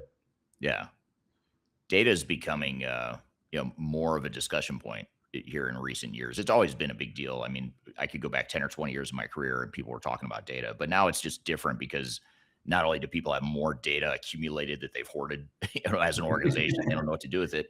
Yeah. But now with AI and analytics and all that stuff, it's becoming exposed. You're exposing the fact that you don't have good data. And when did you guys start data? Like, was data on your critical path in the project? Did it cause any delays? Did it push things out beyond what you would have otherwise experienced? It did. So we did have some delays as a result of data not being ready. But I think that the biggest lesson or the biggest hit that we got was after go live, where you extract data and you cleanse and you transform and you load it to the way that you think it's going to work. You don't really test the process with all different kinds of data. You usually test it with data that you know is good, and so you get hit by it after go live. So I think that's where we kind of learned the biggest lessons is make sure that you have a plan in place to be able to make fixes while the company is running with data, because that's where the rubber really meets the road. Right, right. And speaking of doing all this stuff while the company is running, how did that affect your resources, your internal resources, your internal ability to support the project, the internal ability to make decisions quickly? How did your day-to-day operations and realities affect the idealistic state, of a project where in a perfect world you would have unlimited resources and access to information right when you needed it? Like, how'd you guys balance that, or what were some of the challenges you had there? Well, it's a really good point, because when you start at a project like this, people are, they'll give you resources and they'll say everything's fine and go ahead and use the best people. But then as the project progresses, and when days turn into months and months turn into years, those people typically get consumed back into the business. And so just keeping the lights on, tends to take priority then over the project after several years. In the beginning, yes, this is the number one most important thing, and everyone's all about it, but that tends to fade over time. So you have to, again, in the same way that you would with data, establish a process team. A team of individuals that are dedicated to business process optimization, that are permanent members of this team. And don't see it as an ERP implementation team. See it as a business process optimization team. Because especially in today's world of complexity and ambiguity, you need it. Right. It's not a temporary thing. So that's a really interesting point that you make, Karm. And here's a quick myth buster for what we've been talking about here in the last few minutes. And that is that best practice is not best for you. When a vendor says just use the standard process, it's best practice, what they're really saying is that's the way the software was built, and that's what's easiest for us to support. There's no such thing as best practices. I'm just tired of that word. I'm tired of arguing with people on whether or not it exists. Now, I do think, now to be fair, I do think there's technology best practices in terms of how you, architecture maybe, or like how you build cybersecurity protocols. I'm not talking about that. I'm talking about business best practices, like vendors that say that their workflows, their business processes are best practice. That is not true. It's just not. It's in my opinion, it's undisputable. You can't. There's no logical way that is true. There might be some processes that work really well for you that are big improvements for you. It doesn't make it best practice. There's going to be some that are watered down, oversimplified processes that don't fit the complexity of your business. That's not best practice. It's the way the software is built. It might be the way they deployed it with another company that was sort of like you. Still doesn't make it best practice. And when you think about your competitive advantage and the things that make you different, you need to listen to that. You need to look at that, because vendors have this uncanny way of making you the problem. When I say vendors, I mean the software vendors, the system integrators, the ERP consultants. They have this way of making customers feel like they're the problem. You don't want to change. You don't want to follow best practices. You're resisting change. So those are all things you've just got to be aware of, and we've got to get past that as an industry, because it's getting old, and the collateral damage that it's causing is I think there's enough evidence to suggest that we need to stop using the word software or business best practices, because they don't exist. And what's best practice in SAP or Oracle or Microsoft or any other ERP is a generic process designed to work for the average customer in the average industry. And you are probably not average. You're probably not an average company. Now, I know consultants also love to say you're not that special. You're not that different. Well, you are. Okay. There's some things that you do that are intentionally different, intentionally strategic, intentionally competitive. Now, there's probably some things you're doing that aren't so bright. You could be doing better. Yeah, there was a convoluted process that needs to be simplified. I'm not saying just pave the cow paths and leave everything the way it is, but you need to understand the difference between the two, the processes that are ripe for improvement and the ones that where maybe you actually have the best practice for you, and you need to figure out how to preserve and build on that, not throw it out and start over with what a software thinks is best practices or a software vendor thinks is. So if you were average, you'd be out of business, especially, talking about the other than the public sector, any for-profit company would be out of business if their goal was to be average and be just like everyone else, use the same system, the same processes. It's not sustainable. It doesn't make sense. So the competitive advantages are the things you do differently. That's your secret sauce. Now, here's the nuance with what Karm said, though. He got this part exactly right. About 70 to 80% of your processes should probably follow standard best practice. So, okay, if you want to call it best practice, I wouldn't call it best practice. I still think it's just the way the software is built, and the way it was built may be brilliant and it may be perfect for you. That's great, but it still doesn't mean it's best practice. So when you look at things like AP, AR, basic financial close, okay, sure, use the standard functionality. But when you've got that 20 to 30% that makes you've got to defend that. Even if the vendor presses you, even if the system integrator, rolls their eyes and says you're not different, you shouldn't be different. Why are you doing this different? Even if it costs you more, it might cost you more. It might introduce more technical complexity, but that might be necessary in order to preserve those best practices. So if you flatten everything into vendor-defined best practices, you didn't change your business, you just commoditized it. And so, then you say, well, congratulations, you just paid millions of dollars to look just like your competitors. And no one wants that. So best practice isn't necessarily best for you. Understand where best practices do apply and where they don't. And where they don't, that's where the risk is. That's where the cost is. That's where these projects come off the rails because you didn't plan for that 20 to 30% where standard functionality isn't necessarily going to fit. So that's what I think about that. I'm sticking with it. We're going to take a quick break. We'll be back more. We're going to jump back into this conversation with Karm. We'll be back with more Transformation Ground Control.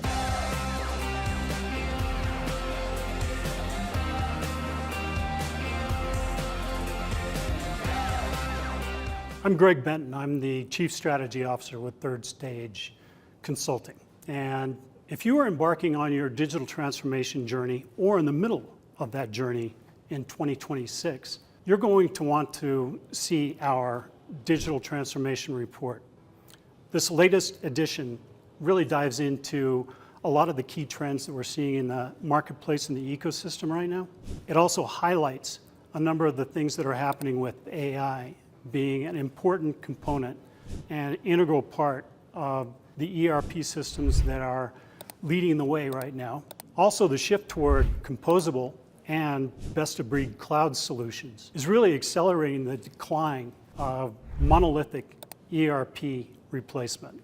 The opportunity to download the report is found at thirdstage-consulting.com. And you'll also find other tools that will help you in the initiatives and the business planning that you're doing for 2026. Don't leave phase zero without it. Reach out today. I want to encourage you to read our Guide to Organizational Change Management. It's a free report or a free guide that we published. It's one that I actually wrote that talks about best practices and lessons learned as it relates to change management.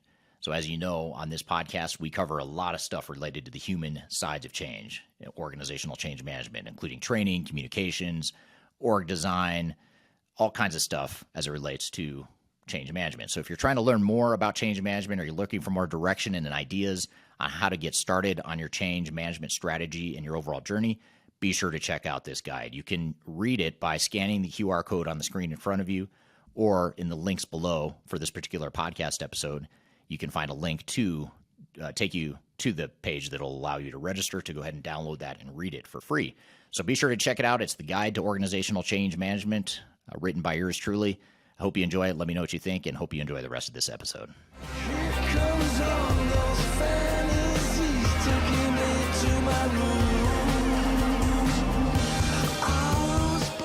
Psst, this guy sucks. This is the new unified procurement dashboard. Real-time visibility, AI-driven insights, fully configurable to the... quick question. Yeah, absolutely. Is that a stock photo on your demo slide? It's a placeholder, yeah. Well, that's interesting. Okay, so as you can see, the system handles three-way match automatically. How does it handle it when the vendor sends the invoice before the receipt? Great question. The system flags it for review, and then what if the receipt is wrong? Well, you can adjust the receipt and what if the receipt is wrong and the invoice is wrong, but in a different way? Well, that's an edge case. We'll handle that in configuration. Configuration, huh? Let me show you the approval workflows. Is your name really Braden? Yes, it is.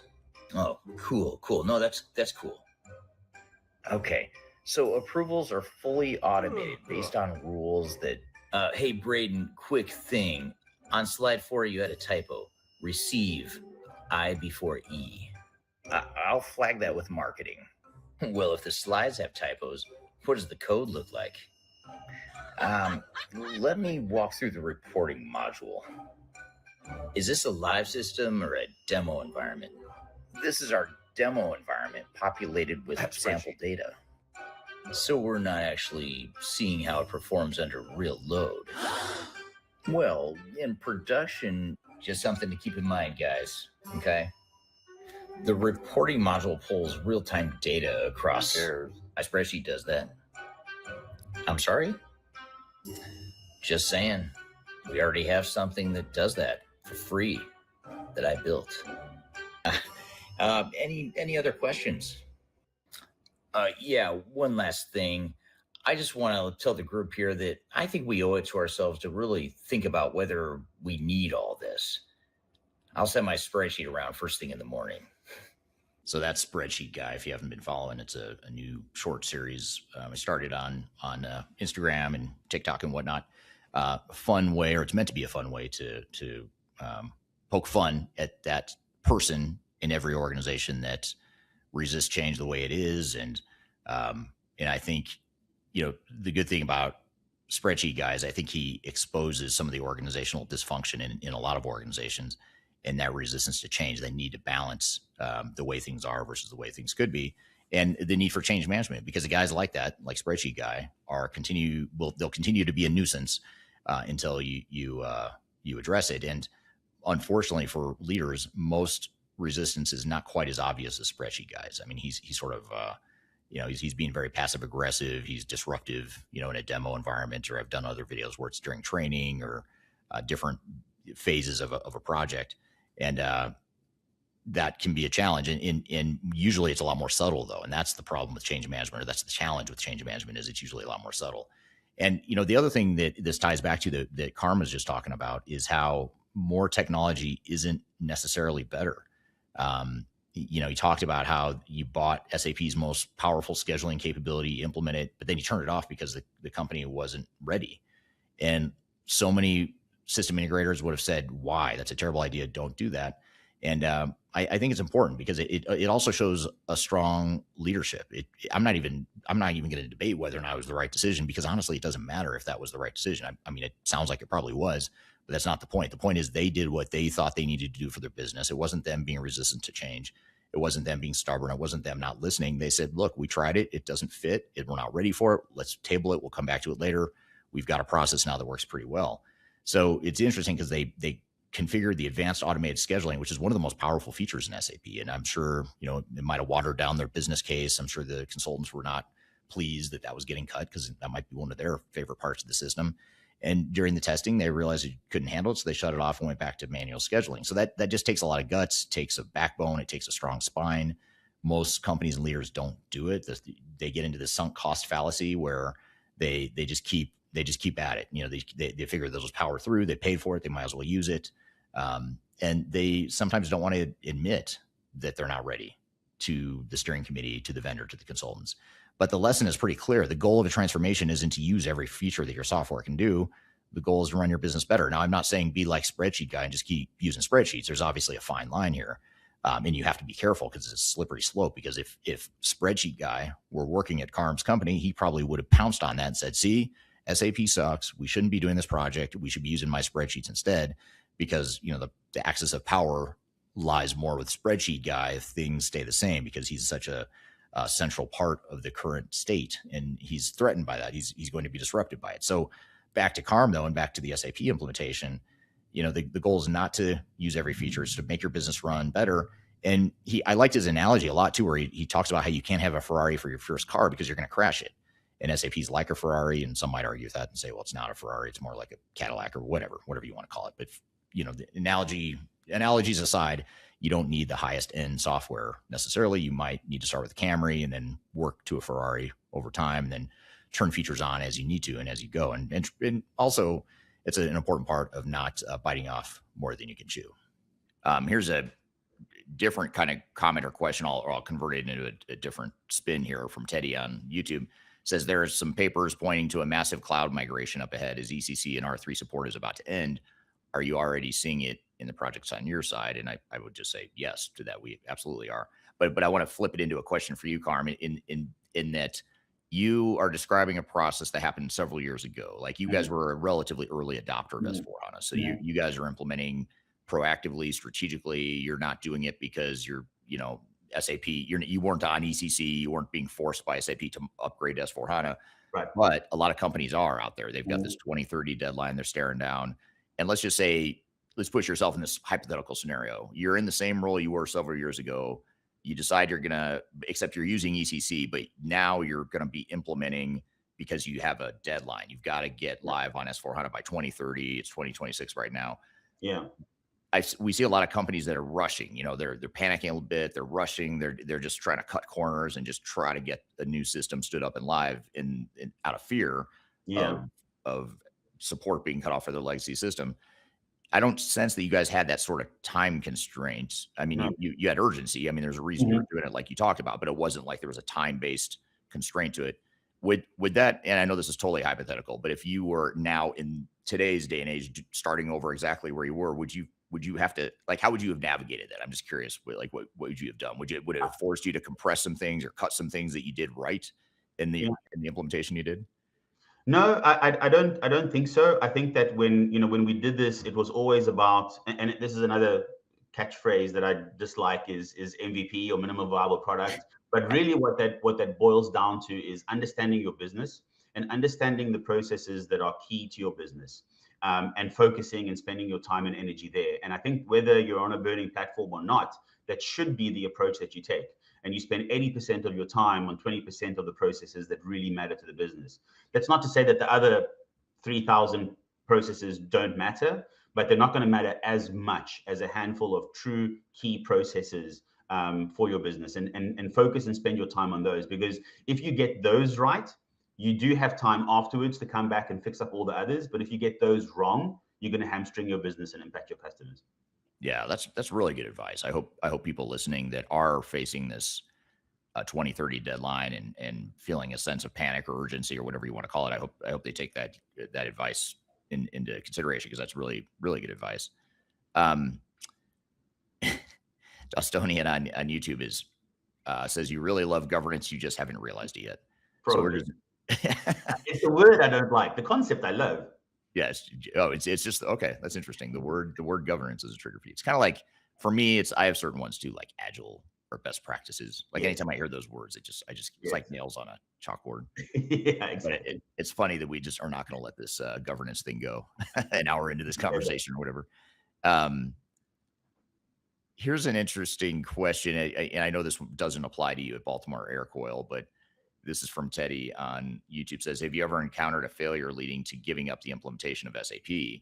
What was the main reasons to that? I can speak to myself, and then maybe you could speak to, what you've seen too, Karm, in your short consulting career so far. But we have seen this quite a bit, and I think the biggest thing with this is, we've seen a lot of failed or canceled S/4HANA projects, but it's really not because S/4HANA as a product is a bad product. I mean, it's actually a really good product. There's a lot of cool capabilities, a lot of power in it. But I think the problem is so many companies don't have the fortitude and the budget and the time and just the stomach to see it out. I mean, because it's a painful process, it's expensive, it takes a lot of time. And we see a lot of clients that get halfway through and say, well, what have we gotten ourselves into? Like, this is going to cost more than we thought. It's going to take more time. But again, it's not an S/4HANA problem. It's more of an expectation setting problem. It is a governance problem. I'm going to keep now. I'm not going to be able to let go of the word governance, but it's a change management resistance problem. So there's a lot of headwinds you're going to face, and a lot of times companies just, I hate to say give up, but it fizzles out. They run out of money, they run out of time, fortitude, whatever you want to call it. What are your thoughts on that, Karm? Why do you think some companies cancel their projects or just bail out on it completely? I couldn't agree with you more. And just obviously I wasn't involved with some of the very famous SAP failures, like Hershey and Little and others. But for me, I find those interesting because SAP does have that functionality, right? It has the functionality that is needed, and it's about what you choose to adopt and what you choose not to adopt. And I think that these projects that do fail, they're not a technology problem, as you exactly said. It's a business process problem. It's an adoption problem. It's an understanding of the business problem and how the technology fits into your business. Right. Right.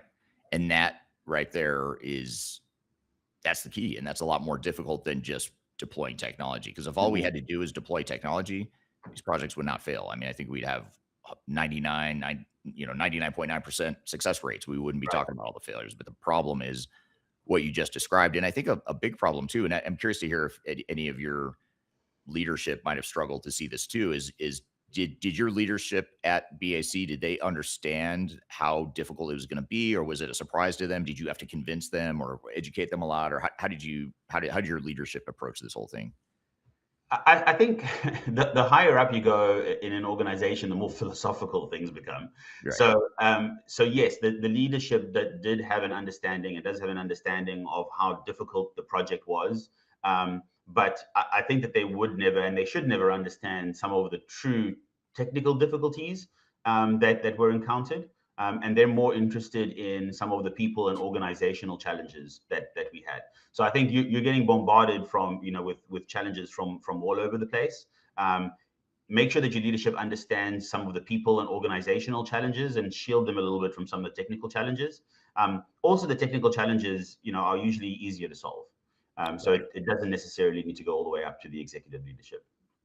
So here's a contrarian view from what Karm was just talking about related to switching system integrators mid-project. I thought that was this is pretty powerful type stuff that he was just saying.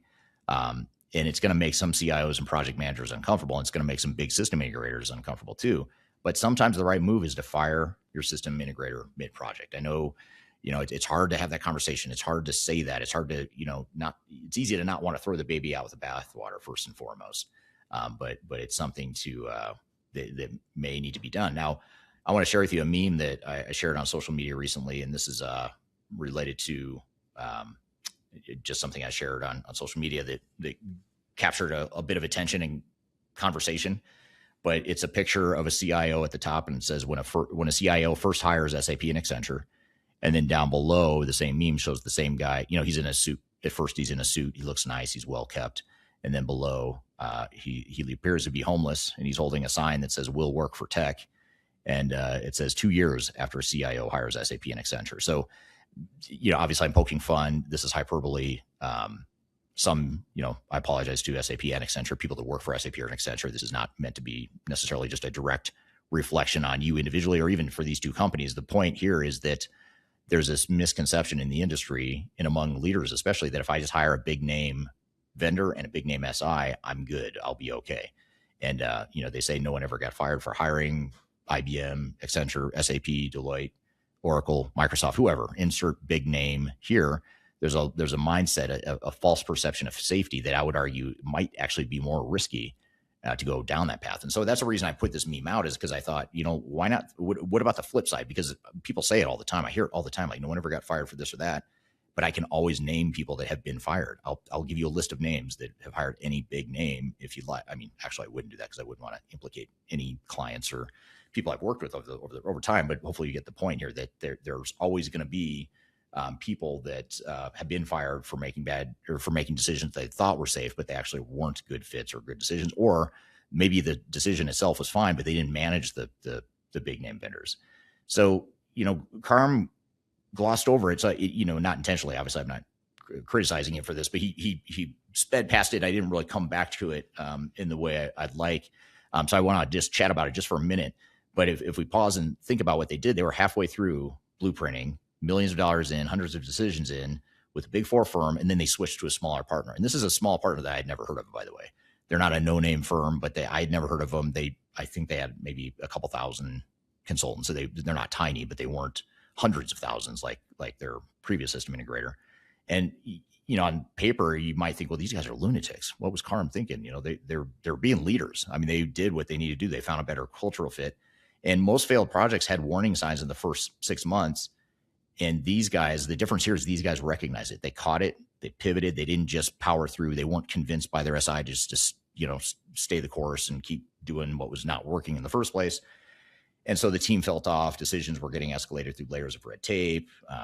They all knew it, but they knew that staying with the wrong partner would be harder than the pain of switching partners. And so if you're 3 months into a multi-year project, your gut's telling you the partnership isn't working, you got to trust your gut. It's going to be a lot more pain and cost and damage if you wait until 18 or 24 months in, something that you knew or should have known in the first few months. So the big logos don't save projects to the right people. The right partner does, the right governance of the people and the partners do. And so you want to make sure that you don't, I'm not saying everyone go fire your SI, but if you don't feel like you've got the right fit, if it's not a good cultural fit, if they're not listening to you as much as they need to, then it could be time to make a change. And at the very least, if you do stick with your SI, which I imagine most of you will probably stick with who you have, then I would say at the very least, make sure you've got really strong governance around that as well. And we'll continue to talk about that through the conversation as well.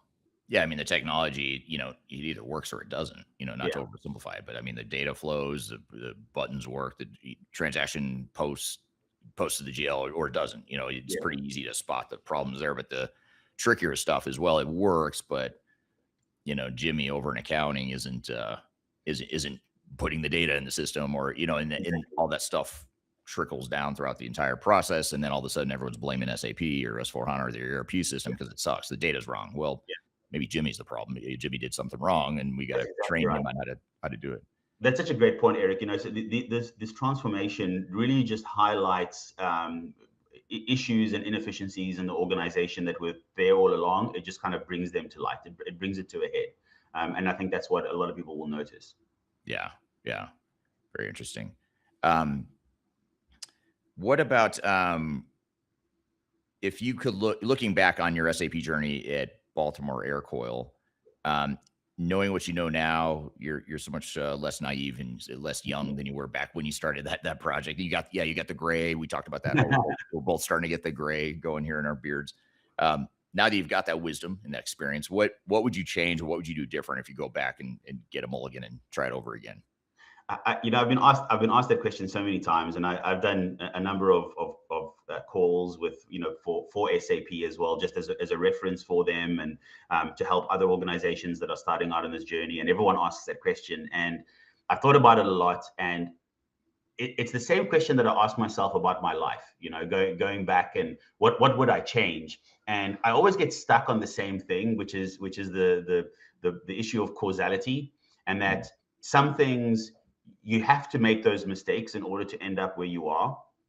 And so, maybe, I started out my education studying physics, and then I changed over to engineering. And sometimes I look back and I think, I really would have loved to be a physicist, but if I did that, then I wouldn't have gotten the job that I did. So I wouldn't have met my wife. I wouldn't have had the kids that I have. So, are there things that I've learned in this journey of SAP that I would do better next time? Yes. But I don't think that I would fundamentally change too much, because I think that part of a digital transformation is the transformation part itself, not the end goal. And so a lot of the hardships, a lot of the challenges that we faced as a project team and as an organization actually ended up to a more robust organization, an organization that is able to adapt to challenges better than it did before. And so, yes, I would put in a better data team up front. I would be more critical of the best practice processes, rather than just implementing them. I would spend more time with key stakeholders. But those are all sort of improvements to things that we did during the transformation, not a fundamental change in how we went about it.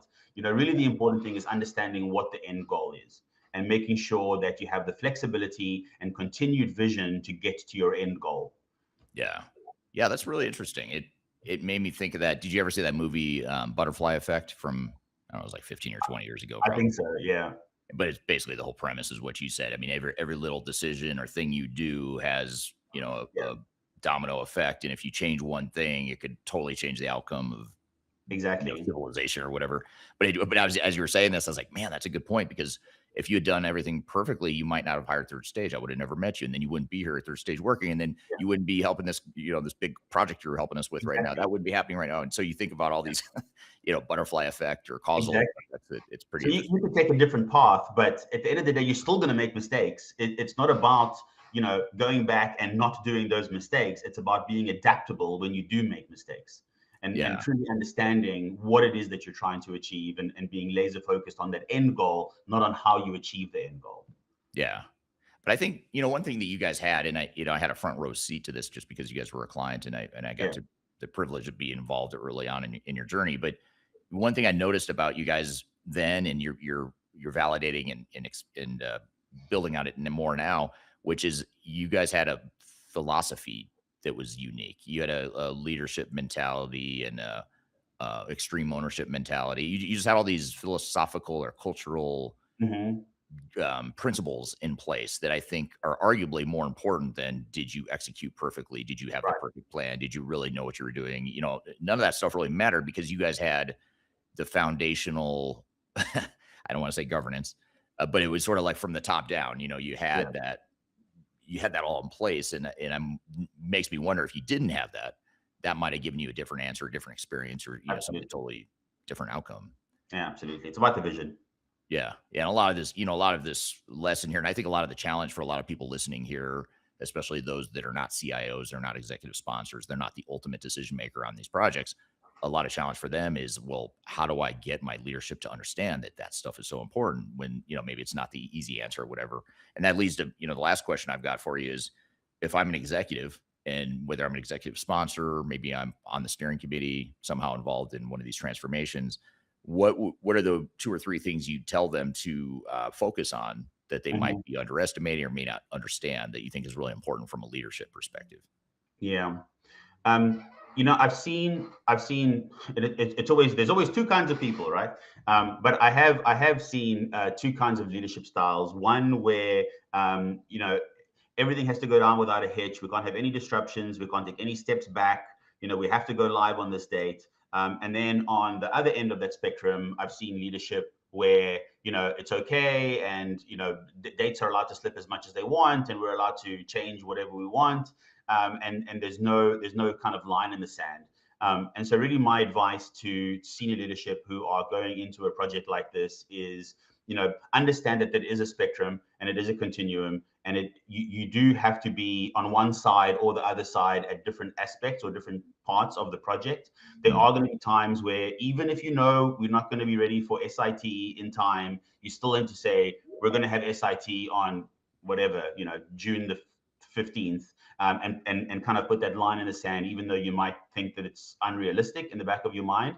And then there are other times where you have to understand that things are good enough, and that they're not gonna be perfect. And be humble enough to understand that, and then be wise enough to know when to be that kind of leader, because your organization is going to need that level of flexibility from you. Right. That's really well said. Good advice. Well, I want to thank you for joining here today. Thank you, Karm, for being here. Really appreciate your time and discussion. I appreciate the audience feedback and questions. As always, new episodes every week, transformationgroundcontrol.com. Check it out. Every Wednesday, we have new episodes. You can find it on all the major platforms. Check out my new book, available now, Amazon, ships anywhere in the world, physically or electronically. A lot of what we talked about here today is unpacked in this book. Gives you a roadmap for how to understand the machine and how to navigate the machine to ensure that your change initiatives are successful. We'll see you next week on the next episode of Transformation Ground Control. Take care, and we'll see you soon.